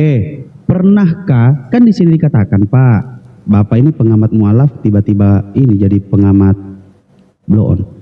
Tuhan akan masuk ke dalam kerajaan. Melainkan dia yang melakukan kehendak Bapakku yang di sorga. Melainkan dia yang melakukan kehendak Bapakku yang di sorga. Apa kehendak Bapaknya Yesus, Pak? Kehendak Bapak itu sesuai dengan kehendak Yesus. Kehendak Bapak sesuai dengan kehendak Yesus. Apa kehendak Yesus, Bapak? Menyembah satu-satunya Tuhan. Apa kehendak Yesus, Bapak? Ya, berbuat baik. Kehendak, Pak. Itu perbuatan. Kehendak, Pak. Bapak pengamat mualaf yang mulia. Bapak pengamat mualaf yang mulia, pertanyaan saya, apa kehendak Bapak? Anda mengatakan kehendak Bapak itu segala kehendak Yesus. Sekarang saya pertanyakan, apa kehendak Yesus? Artinya, kalau mengatakan pertanyaan saya apa kehendak Yesus, Bapak menjelaskan, Yesus pernah meminta ini, Yesus pernah meminta itu, Yesus pernah memerintahkan ini, Yesus pernah memerintahkan itu. Betul? Soal perintah, ya. Oke. Pernahkah Yesus memerintahkan untuk bersujud kepadanya atau menyembah kepadanya? Secara spesifik tidak disebut, tapi banyak ayat yang tidak ada aturan Bapak, aturan yang namanya kitab suci, tidak ada kitab suci yang memberikan informasi ngambang. Bukan kitab suci namanya kalau memberikan informasi yang ngambang. Karena orang pintar memang begitu, harus tahu, tidak harus disebut. Oke, berarti Bapak yang tercatat di 1 Korintus 4 nomor 10, orang pintar itu. Siap, nggak apa-apa Pak. Iya, kita kita jelasin satu-satu. Kita bahas dulu nih. Iya, nggak apa-apa. Nih kita bahas dulu nih, jangan kemana-mana dulu. Iya, nggak kemana-mana. Jadi ini sebenarnya ayat ini kepada orang yang meninggalkan itu ajaran Yesus ini. Coba sini ya, yang masuk Os. Gini, ketika Anda tadi menjelaskan jadi ya. semua, jadi ada yang menjadi sesat dan bukan juga seperti Yesus itu mengikuti selamanya. Ada satu yang tidak. Nah itu namanya eksegesis Pak. Gini, ketika di sini dikatakan bukan setiap orang yang berseru kepadaku Tuhan Tuhan akan masuk ke dalam kerajaan sorga. Di sana kemudian ada kalimat sambungannya yaitu melainkan dia yang melakukan kehendak Bapakku yang di sorga. Artinya kalau Bapak tadi mengatakan bukan setiap orang, betul. Artinya di sini dikatakan yang masuk sorga itu adalah yang melakukan kehendak Bapa yang di sorga, betul? Ini mantan-mantan yang ini, mantan-mantan Kristen ini. Makanya disebut bernubuat dalam nama Yesus. Tidak ada di sana dikatakan mantan Kristen. Di sana dikatakan melainkan dia yang melakukan kehendak Bapakku yang di sorga. Itu yang tertulis Bapak. Akhirnya kan tidak melakukan juga. Si paling pengamat tuh Samsul. Ya, dengarkan saya. Itu kan Bapak namanya asumsi. Sementara yang ditulis di sini dikatakan melainkan dia yang melakukan kehendak Bapakku yang di sorga. Jangan sepotong-sepotong. Jadi harus cukup cerdas di sini. Iya gantian, kan saya ngomong, Bapak tadi ngomong saya diam, sekarang saya ngomong Bapak diam dengarkan saya. Saya ulang kembali lagi. Bukan setiap orang yang berseru kepadaku Tuhan, Tuhan akan masuk ke dalam kerajaan sorga. Artinya tidak semua orang yang berseru kepada Yesus Tuhan, Tuhan akan masuk sorga. Melainkan dia yang melakukan kehendak Bapakku yang di sorga. Itu penjelasannya, baru titik di sana Pak. Lalu di sini akan timbul pertanyaan, orang yang masuk sorga itu yang melakukan kehendak Bapa. Apa itu kehendak Bapa, Bapak? Bisa dijawab pakai data. Ini satukan dulu ayat ini. Udah ini yang melakukan, awalnya melakukan ini orang ini, tapi kemudian meninggalkannya. Makanya mereka udah bernubuat dalam nama Yesus. Itu namanya asumsi, Bapak. Bapak, itu namanya asumsi. Ketika Bapak membaca ayat di sini sangat jelas. Iya jelas dikatakan tidak setiap orang yang berseru kepada Yesus Tuhan Tuhan akan masuk ke dalam sorga, tetapi yang melakukan kehendak Bapa yang di sorga. Pada hari terakhir banyak orang berseru kepadaku Tuhan Tuhan, bukankah kami bernubuat demi namamu, mengusir setan demi namamu, dan mengadakan banyak mujizat demi namamu juga. Pada waktu itulah aku berterus terang kepada mereka dan berkata, aku tidak pernah mengenal kamu, nyala daripadaku, kamu sekalian pembuat kejahatan. Nah di sini kita akan timbul pertanyaan Pak, apa itu kehendak Bapa yang di sorga? Bapak belum jawab. Makanya disebutnya bukan setiap orang. Orang ini udah melakukan kehendaknya. Balik lagi, bukan itu terus. Pak pertanyaannya, Bapak pengamat mualaf, saya bertanya kepada Anda, apa itu kehendak Bapa yang di sorga? Bisakah Anda menjawab pakai data? Udah nggak semua orang, Bapak aja. Ya tidak melakukan kejahatan. Nah itu namanya Bapak asumsi. Pak saya ajari buat Bapak ya, Bapak pengamat, dari namanya Bapak pintar ternyata Bapak tidak mengerti dalil. Apa itu kehendak Bapak yang di sorga? Ada di Yohanes 6 nomor 40. Sebab inilah kehendak Bapakku, yaitu supaya setiap orang yang melihat anak dan percaya kepadanya beroleh hidup yang kekal, dan supaya aku membangkitkannya pada akhir zaman. Di sana ada kalimat baru lagi, beroleh hidup yang kekal. Apa itu hidup yang kekal? Maka penjelasannya ada di Yohanes 17 nomor 3. Di sana dikatakan, sebab inilah hidup yang kekal itu, bahwa mereka mengenal Engkau satu-satunya Allah yang benar, dan mengenal Yesus Kristus yang telah Engkau utus. Begitu Pak. Nah, oke tadi. Itu namanya menjawab pakai data Pak. Bukan asumsi, tidak melakukan kejahatan dan segala macam. Itu namanya asumsi Pak. Dengar dulu, biar ku ajari, biar tidak keliru. Yohanes 17 itu doa ya. Doa Yesus ya, dengar, terima apa adanya. Doa Yesus ya. Lihat dia pertama apa disebut? Yesus mengaku anak di situ, mengaku anak. Dia mengaku anak, artinya dia bukan Bapak. Iya. Selesai di sana Pak. Pengakuannya. Nah, di ayat kelima disebut kemuliaan, dia udah punya kemuliaan sebelum dunia ada, bro. Pak, ketika konsekuensi logis ketika Anda mengatakan Yesus mengaku anak, artinya dia bukan Bapak. Bapak dan anak itu berbeda oknum, berbeda pribadi. Nah, disitulah yang kurang Bapak bukanlah Yesus, Yesus bukanlah Bapak. Ini Bapak Tritunggal atau mana sih? Yang belum dipahami kan.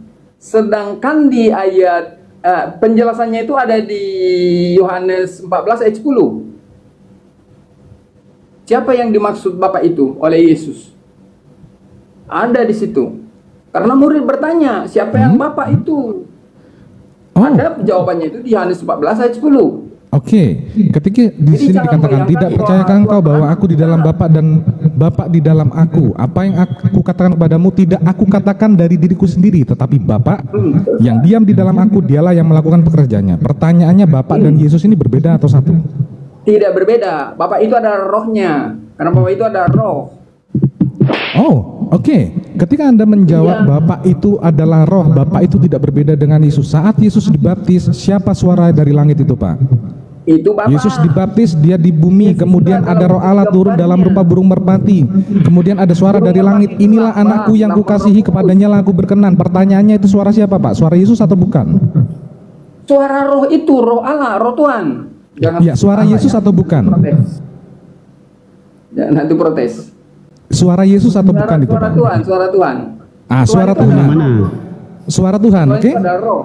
Suara Tuhan, oke? Pertanyaannya, yang sedang dibaptis dia Tuhan atau bukan? Wujud gambarnya yang menjadi firman yang menjadi manusia itu. Jangan masuk data, firman yang menjadi manusia, wujud gambarnya ini Tuhan atau bukan? Iya, Tuhan lah. Masa iya? Tuhan, ada berapa Tuhan, Pak? Ya, satu. Kan satu yang mana? Yang bersuara dari langit atau yang sedang dibaptis? Suara itu ada suara dari roh. Ya, bukan suara Yesus kan? Kayak aku punya roh, aku punya Tuhan. Yang Anda Tuhan kan yang bersuara dari langit atau yang sedang dibaptis? Itulah hebatnya Tuhan. Yang Anda Tuhan kan yang bersuara dari langit atau yang sedang dibaptis, Pak? Yang dibaptis ada wujud gambarnya menjadi firman yang menjadi manusia, bro. Pertanyaannya, yang Anda Tuhan kan yang sedang dibaptis atau yang bersuara dari langit? Iya, sama, kan itu wujud gambarnya. Yang mana yang Anda Tuhankan? Yang bersuara dari langit atau yang sedang dibaptis? Kan kemudian balik juga itu, cuman 33 tahun, bro.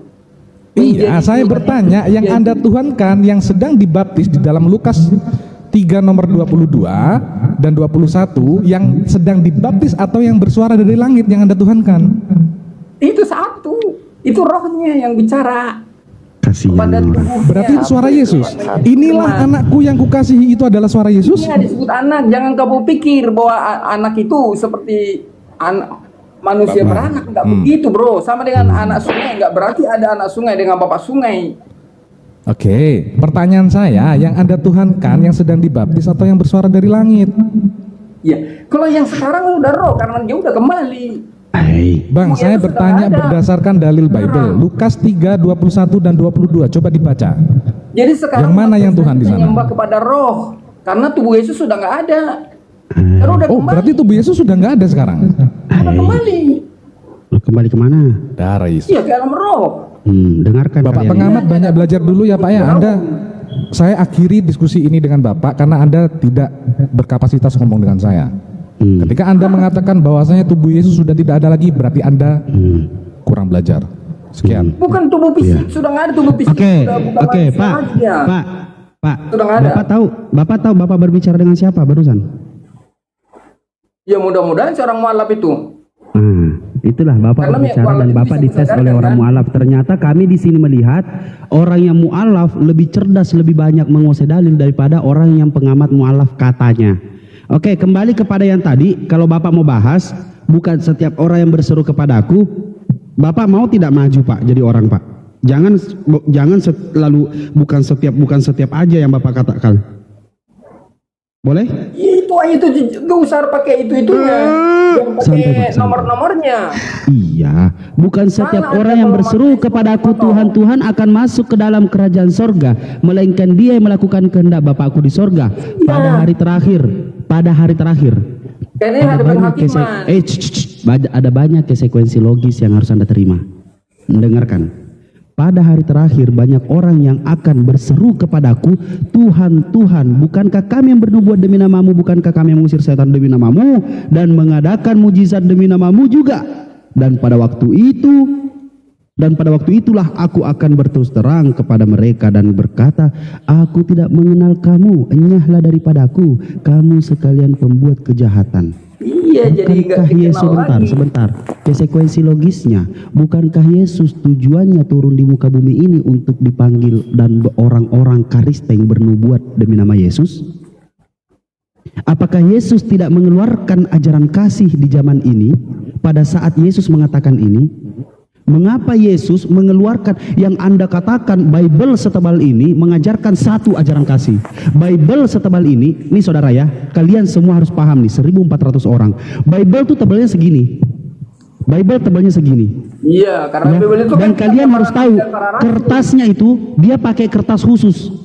Tipisnya setipis sutra kali. Nah, kalau contoh di Bible itu di print pakai kertas HPS, mungkin tebalnya segini. Hebat. Sepakat Pak? Iya, karena tahu nggak Bible itu apa? Betul, karena banyak tulisan-tulisan Kumpulan dari manusia. kitabnya para Begini nabi Pak. dan para rasul. Oke, karena tebalnya segini seandainya di print pakai kertas HPS, tapi ajarannya apa? Ajaran cuma satu, kasih. Sekarang konsekuensi logisnya, Yesus mengatakan, enyahlah kalian dari hadapanku, kalian sejatinya pembuat kejahatan. Pertanyaan saya, apakah Yesus mengajarkan ajaran kasih pada saat kalian diusir? Ini kan para pengkhianat ini jadinya. Siapa yang mengkhianat? Pengkhianat nih. Siapa yang mengkhianat? Seperti satu orang, bukan semua murid Yesus mengikuti Yesus Oke, selamanya. oke. Apakah pengkhianat itu tetap memanggil Yesus Tuhan? Iya, pada hari terakhir penghakiman Oke. mereka kan tahu itu. Oke. Yang menghakimi kan Yesus. Bukankah tujuan Yesus agar dipanggil Tuhan dia turun di muka bumi ini? Ini kan soal masalah ada. Itu masalah Makanya Tuhanmu. bukan setiap Itu orang. masalah Tuhanmu. Ini bukan masalah adat. Ini masalah Tuhanmu. Kau katakan Tuhanmu itu adalah mengajarkan ajaran kasih. Di mana ajaran kasih Tuhanmu ketika dia orang-orang nih Yesus duduk tahtanya nih. Yesus duduk tahtanya nih. Tiba-tiba ada orang yang bergerumu. Tuhan, bukankah kami yang bernubuat demi namamu, mengusir setan demi namamu, dan bermujizat demi namamu? Apa kata Yesus? Enyahlah kalian dari hadapanku, kalian Kalau semua yang udah sejatinya ke pembuat surga, kejahatan. udah ke surga, Kalian itu yang semua, menuntut itu, yang kalian tidak semuanya. masuk itu Pak, Bapak pernah masuk di bank, di bank, Itu di yang bank menuntut apapun itu. Di Ngomong bank itu, begitu. di bank Kalau yang itu lain mah ada udah, roll, nggak perlu nuntut ada roll. lagi. Dengarkan. Di bank itu ada rules untuk orang ngantri. Itu apa, penghalang-penghalang tuh biar orang ngantri. Pertanyaan saya, pada saat di akhir zaman ada nggak begituan? Jadi ada sekat-sekatnya. Ini orang-orangnya Paulus, ini orang-orangnya Matius, Markus, Lukas, Yohanes, ini orang-orang yang bernubuat demi nama Yesus, ini yang bermujizat demi nama Yesus. Ini enggak, nyampur Pak, nyampur. Dan orang nyampur ini akan teriak. Nih konsekuensi logisnya kalau Bapak pakai otak nih, Bapak pengamat mualaf, orang akan berseru kepada Yesus, bukankah kami yang bernubuat demi namamu? Apa kata Yesus? Kalian yang paling pojok kanan, enyahlah kalian sejatinya pembuat kejahatan. Enggak. Yang sebelah kiri agak pojok sedikit, enyahlah kalian dari hadapanku. Enggak. Orang nuntut ini. Yesus tidak ngomong begitu, tapi Yesus mengatakan apa? Enyahlah kalian semua. Kalian semua. Ini yang nuntut Iya, ini. gimana?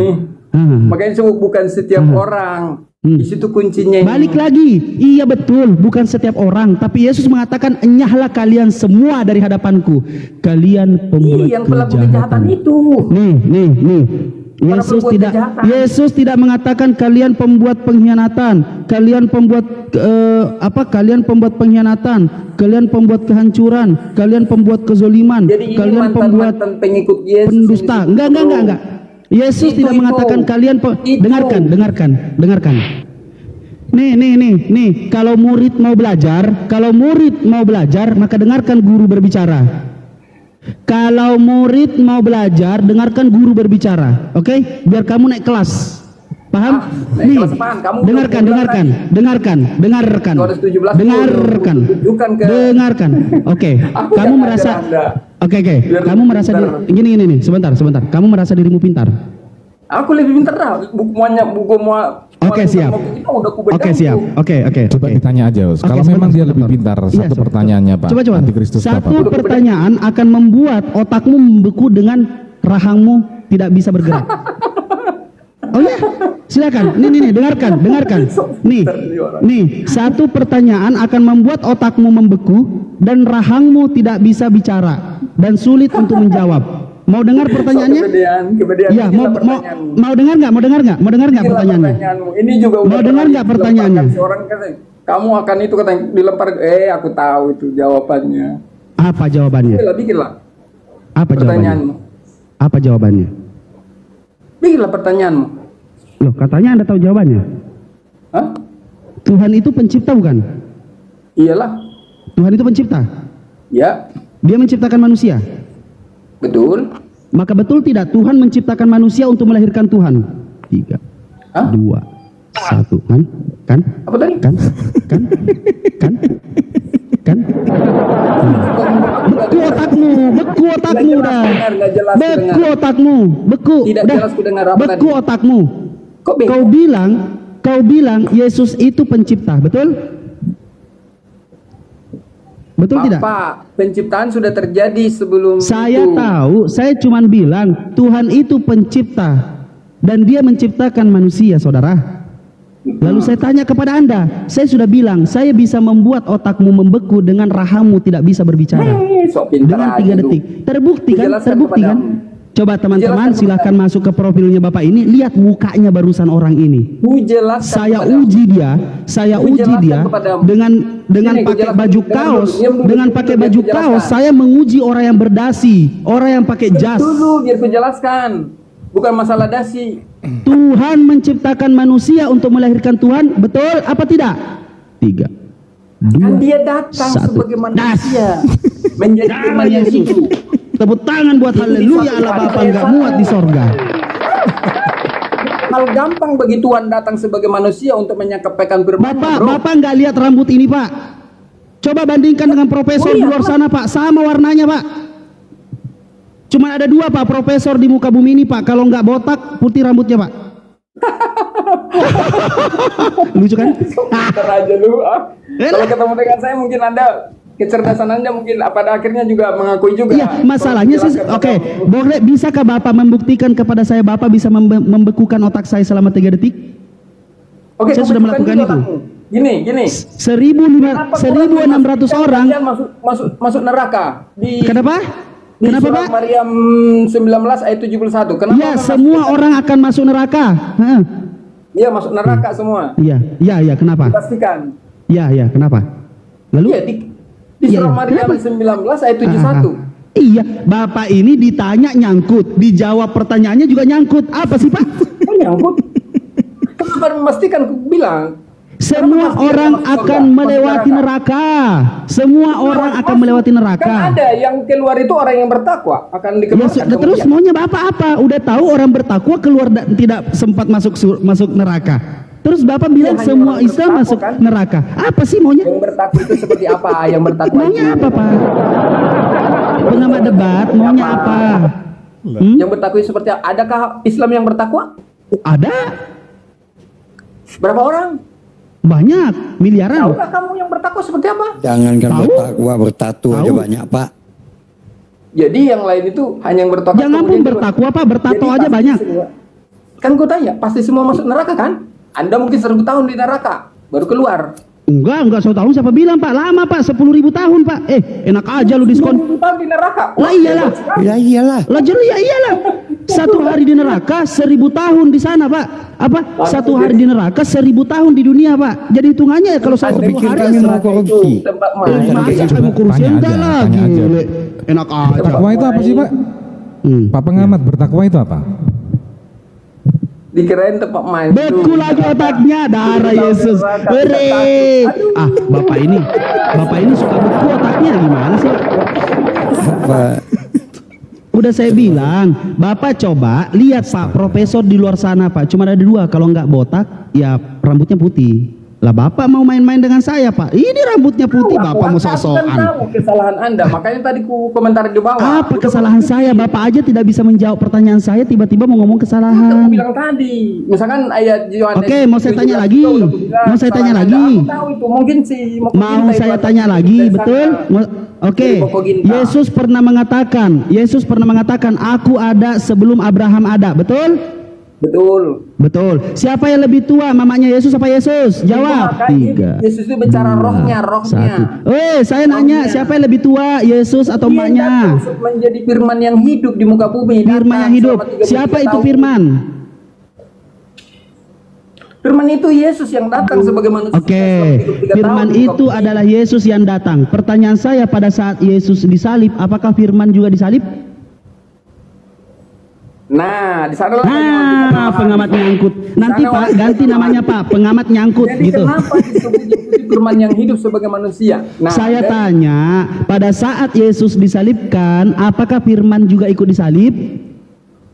Biar kuajari Anda. Nyangkut lagi pengamat nyangkut. Maknanya firman Darah Yesus. sebagai firman yang hidup adalah firman yang hidup. Kita harus belajar. Firman yang hidup.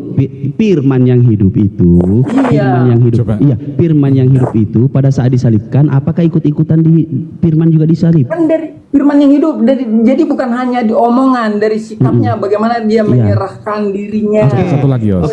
Firman yang mana ketika dia mengatakan firman sudah hidup, dan firman itu berkata, segala firman yang telah engkau sampaikan padaku telah kusampaikan kepada mereka. Itu firman yang mana lagi, Pak? Kan firman itu pengamat nyangkut. Lanjut, Ton. Coba Pak pengamat, saya adalah seorang mantan Kristen. Saya akan bertanya sama Bapak Kristen betul?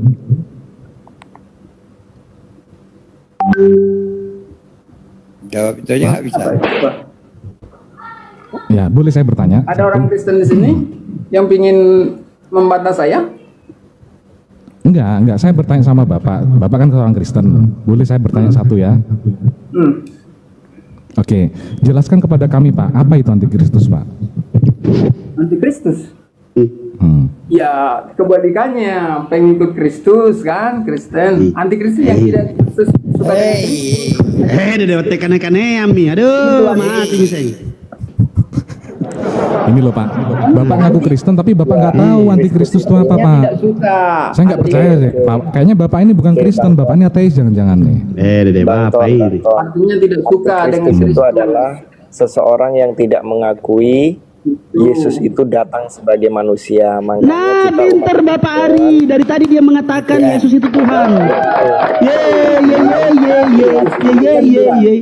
Tapi kita umat Kristen meyakini bahwasanya Yesus itu adalah firman Allah yang menjadi manusia, sehingga dia itu adalah Allah itu sendiri. Ya betul Pak Ari, tepuk tangan buat Pak Ari. Manusia sepenuhnya.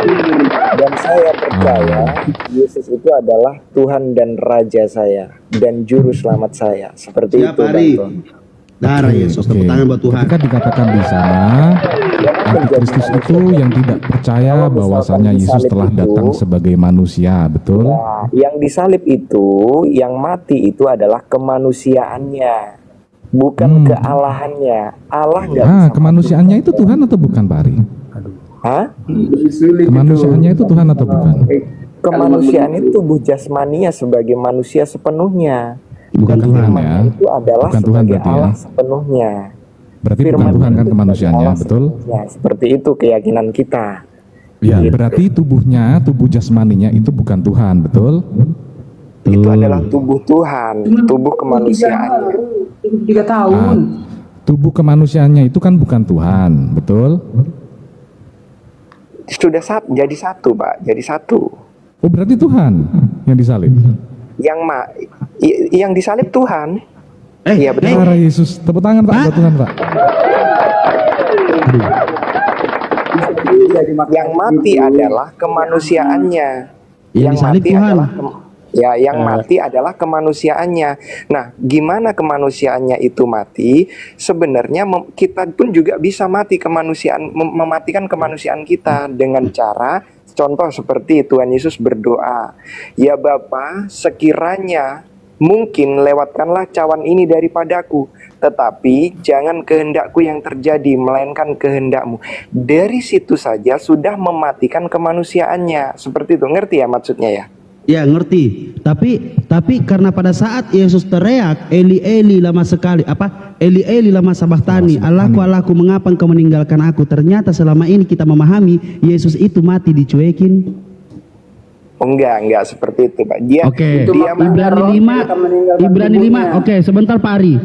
Pak Ari. Bapak pengamat mu'alaf, anjay. Saya menyatakan Yesus mati karena dicuekin. Setuju apa tidak? Karena dicuekin enggak? Yesus mati itu ketika roh Tuhan meninggalkan tubuhnya. Berarti lu nggak baca Bible lu berarti. Udah tua padahal. Kata siapa? Udah tua lu padahal, bukannya baca Bible. Aku itu karena paham, justru karena tua. Lah, kalau lu paham, Pak. Anda mati kalau tidak sempat tua, biar Anda senang. Itu ngaku paham aja Pak, tadi aja kalau lu paham, Pak. Lu Yesus lu baca Ibrani 5 nomor 7. Ibrani 5 nomor 7. Ibrani 5 nomor 7 coba. Baca Ibrani 5 nomor 7. Baca sekarang. Kok jadi itu. Ini masih Ibrani 5 nomor 7, baca sekarang. Baca. Kalau kesimpulan dari Rasul Paulus, baca Ibrani 5 nomor 7. Saya dengarkan. Kamu mau naik kelas nggak? Udah tua juga tinggal kelas terus. Mau naik kelas nggak? Kesimpulan Ibrani 5 nomor 7 baca. Baca Ibrani 5 nomor 7. Kalau hanya dipotong-potong Yesus meminta dengan ratap tangis karena dia percaya bahwa Bapa dapat menyelamatkannya dari kematian. Tapi ternyata apa? Ternyata, ya Bapa, apabila cawan ini dapat berlalu, maka lakukanlah jangan sesuai kehendakku, melainkan kehendakmu. Ternyata apa kehendak Bapa? Maunya Bapa, anaknya mati. Dicuekin. Kesimpulan dari Rasul Paulus apa? Anaknya dicuekin. Anda tahu enggak? Kesimpulannya Rasul Paulus. Iya. Itu yang harus Anda tahu. Iya, Bapak tahu tidak? Juga karena kesolehannya dalam berdoa, dan dia meminta dengan sungguh-sungguh bahwa Bapak dapat menyelamatkannya dari kematian. Dan Bapak mendengarkan apa tuh? Dan Bapak mendengarkan dan menjawab doanya. Bapak menjawab doanya. Ingat, Bapak mendengarkan doanya. Bapak menjawab doanya. Di situ mendengarkan atau karena dia percaya bahwa Bapak pasti mendengar doanya. Nah, lalu Bapak menjawab doanya Yesus. Apa jawaban doa Yesus? Yesus menegaskan, ya Bapa, apabila cawan ini dapat berlalu, maka lakukanlah sesuai kehendakmu, bukan dengan kehendakku. Ya kan? Ternyata apa kehendaknya Bapak? Apa kehendaknya Bapak? Yesus mati. Iya, dicuekin aja.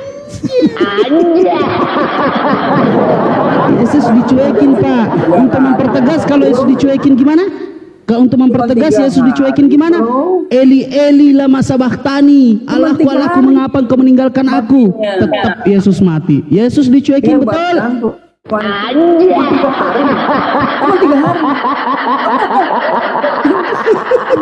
Cuma 3 hari dicuekinnya. Cuma 3 hari. Bapak bangga Tuhan Bapak dicuekin sama bapaknya 3 hari. Bapak punya Tuhan dicuekin sama bapaknya selama 3 hari. Bapak bangga. Jadi Bapak bilang, dia dicuekin cuma 3 hari. Jadi Bapak mengatakan dia dicuekin selama 3 hari. Dengarlah. Masih mau menghujat, masih mau bikin piti-piti menghujat. Lu pikir gua nggak tahu? Itu gimana itu Tuhan? Sebentar, izin Pari. Ini orang bikin piti-piti menghujat Islam, Pak. Dia kembali ke alam roh. Tapi Bapak sudah mengakui dia dicuekin cuma 3 hari. Darah Yesus, Pak.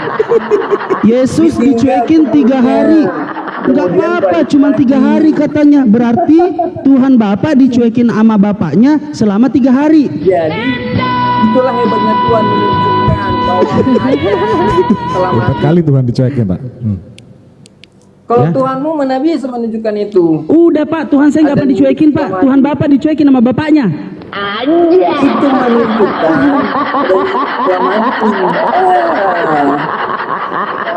itu menunjukkan kalau apa ditunjukkan di situ.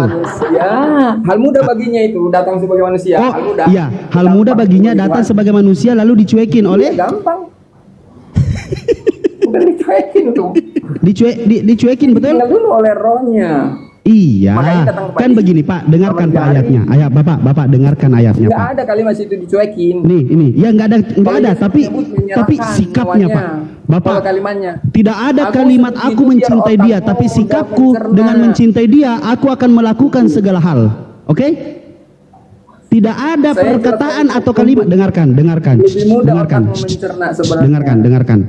Tidak ada kalimat aku mencintainya, tetapi perilakuku lah yang membuktikan aku mencintai. Begitupun juga dengan Bapaknya Yesus kepada Yesus. Tidak ada bukti bahwa Bapak selalu mengatakan mengasihi anakku. Karena Bapak mau menyelamatkan banyak manusia, maka dia mencuekin anaknya. Dia cuekin anaknya untuk menyelamatkan banyak manusia. Betul? Dia meninggalkan selama 3.000 Iya, dia rela dia rela cuekin anaknya selama 3 hari. Iya kan? Menolak untuk ngerti ini orang ini. Apa mengerti? Nih, tapi otaknya dalam kesolehannya dia berdoa meminta dengan ratap tangis karena dia percaya bahwa Bapa dapat menyelamatkannya dari kematian. Nah, karena kesolehannya dalam berdoa, doanya didengarkan oleh Allah Bapa. Doanya didengarkan oleh Allah Bapa.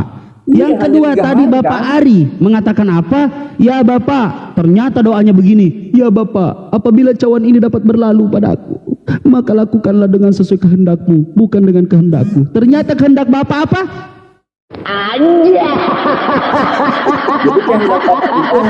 Nah, ini belum penyaliban. Ternyata begitu digeret, Yesus pasrah. Yesus pasrah pas digeret, Yesus pasrah, diludahi, digampar, ditusuk perutnya pakai tombak. Yesus pasrah. Karena dia tahu disalibkan, ditusuk paku, jebol, cepet gitu kan. Pas disalibkan, begitu disalibkan, dia masih mencoba.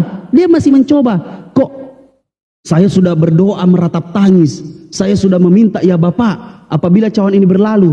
Ternyata dia pasrah berdoa. Apa yang dikatakan di tiang salib? Eli lama sabatani. Jadi dari dirinya lah manusia harus belajar. Ternyata apa artinya Pak Eli lama sabatani? Allahku, mengapa engkau meninggalkan aku? Aku sudah berdoa. Apakah kau mendengarkan doaku? Aku percaya kamu mendengarkan doaku. Tetapi ini semua terjadi. Ternyata Allah Bapa, karena kasih karunia Allah Bapa untuk menumbalkan anaknya, dia menyelamatkan semua umat manusia. Tetapi Yesus dicuekin. Itulah syaratnya agar kalian terselamatkan dari dosa. Mana ada situ menumbalkan? Anjay. Masih mau kau datang besok? Masih mau kau datang besok?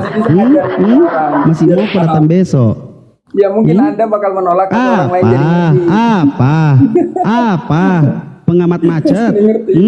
Pengamat macet. Ganti Pak di situ Pak, pengamat macet. Terlanjur malam ternyata salah. Apa Pak? Apa?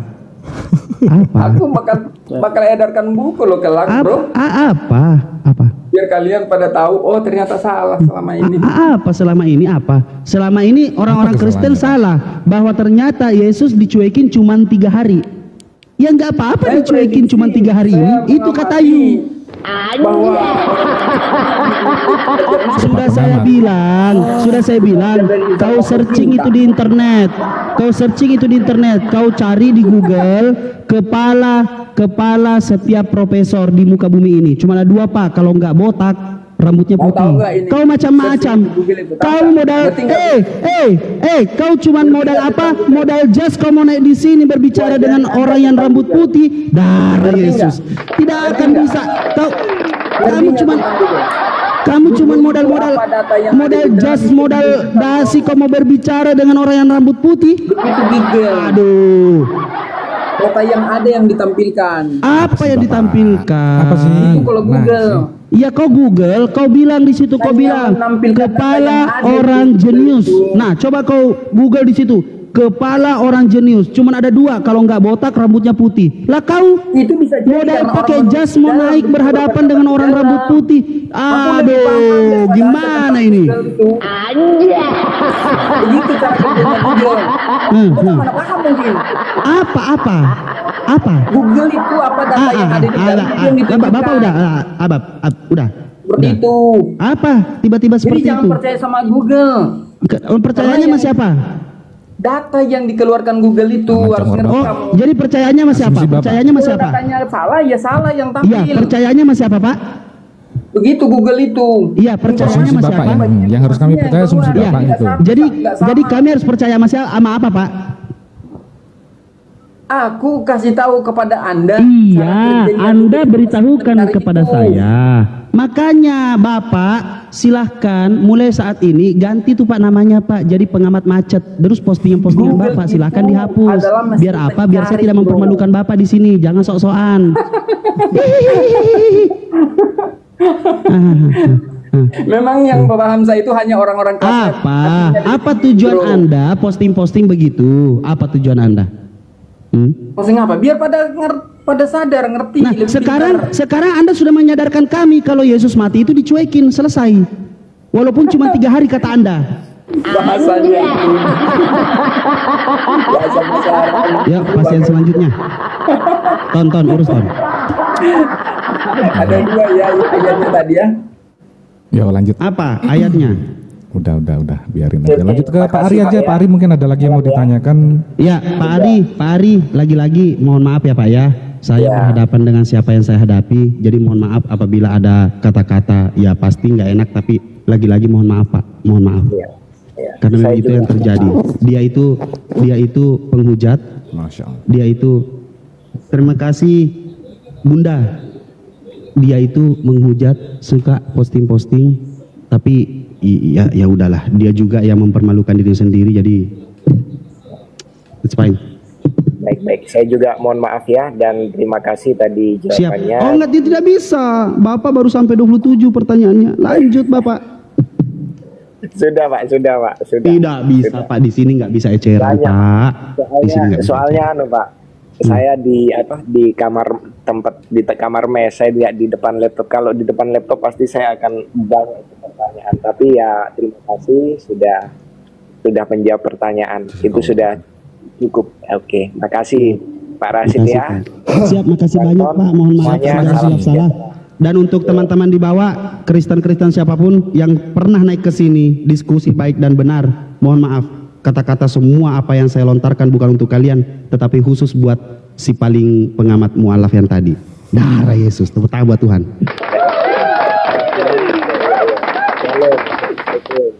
Salam Pak, salam.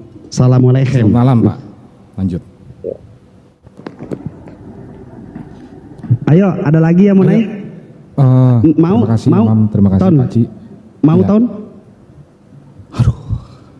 Enggak. Tahu kan, udah bikin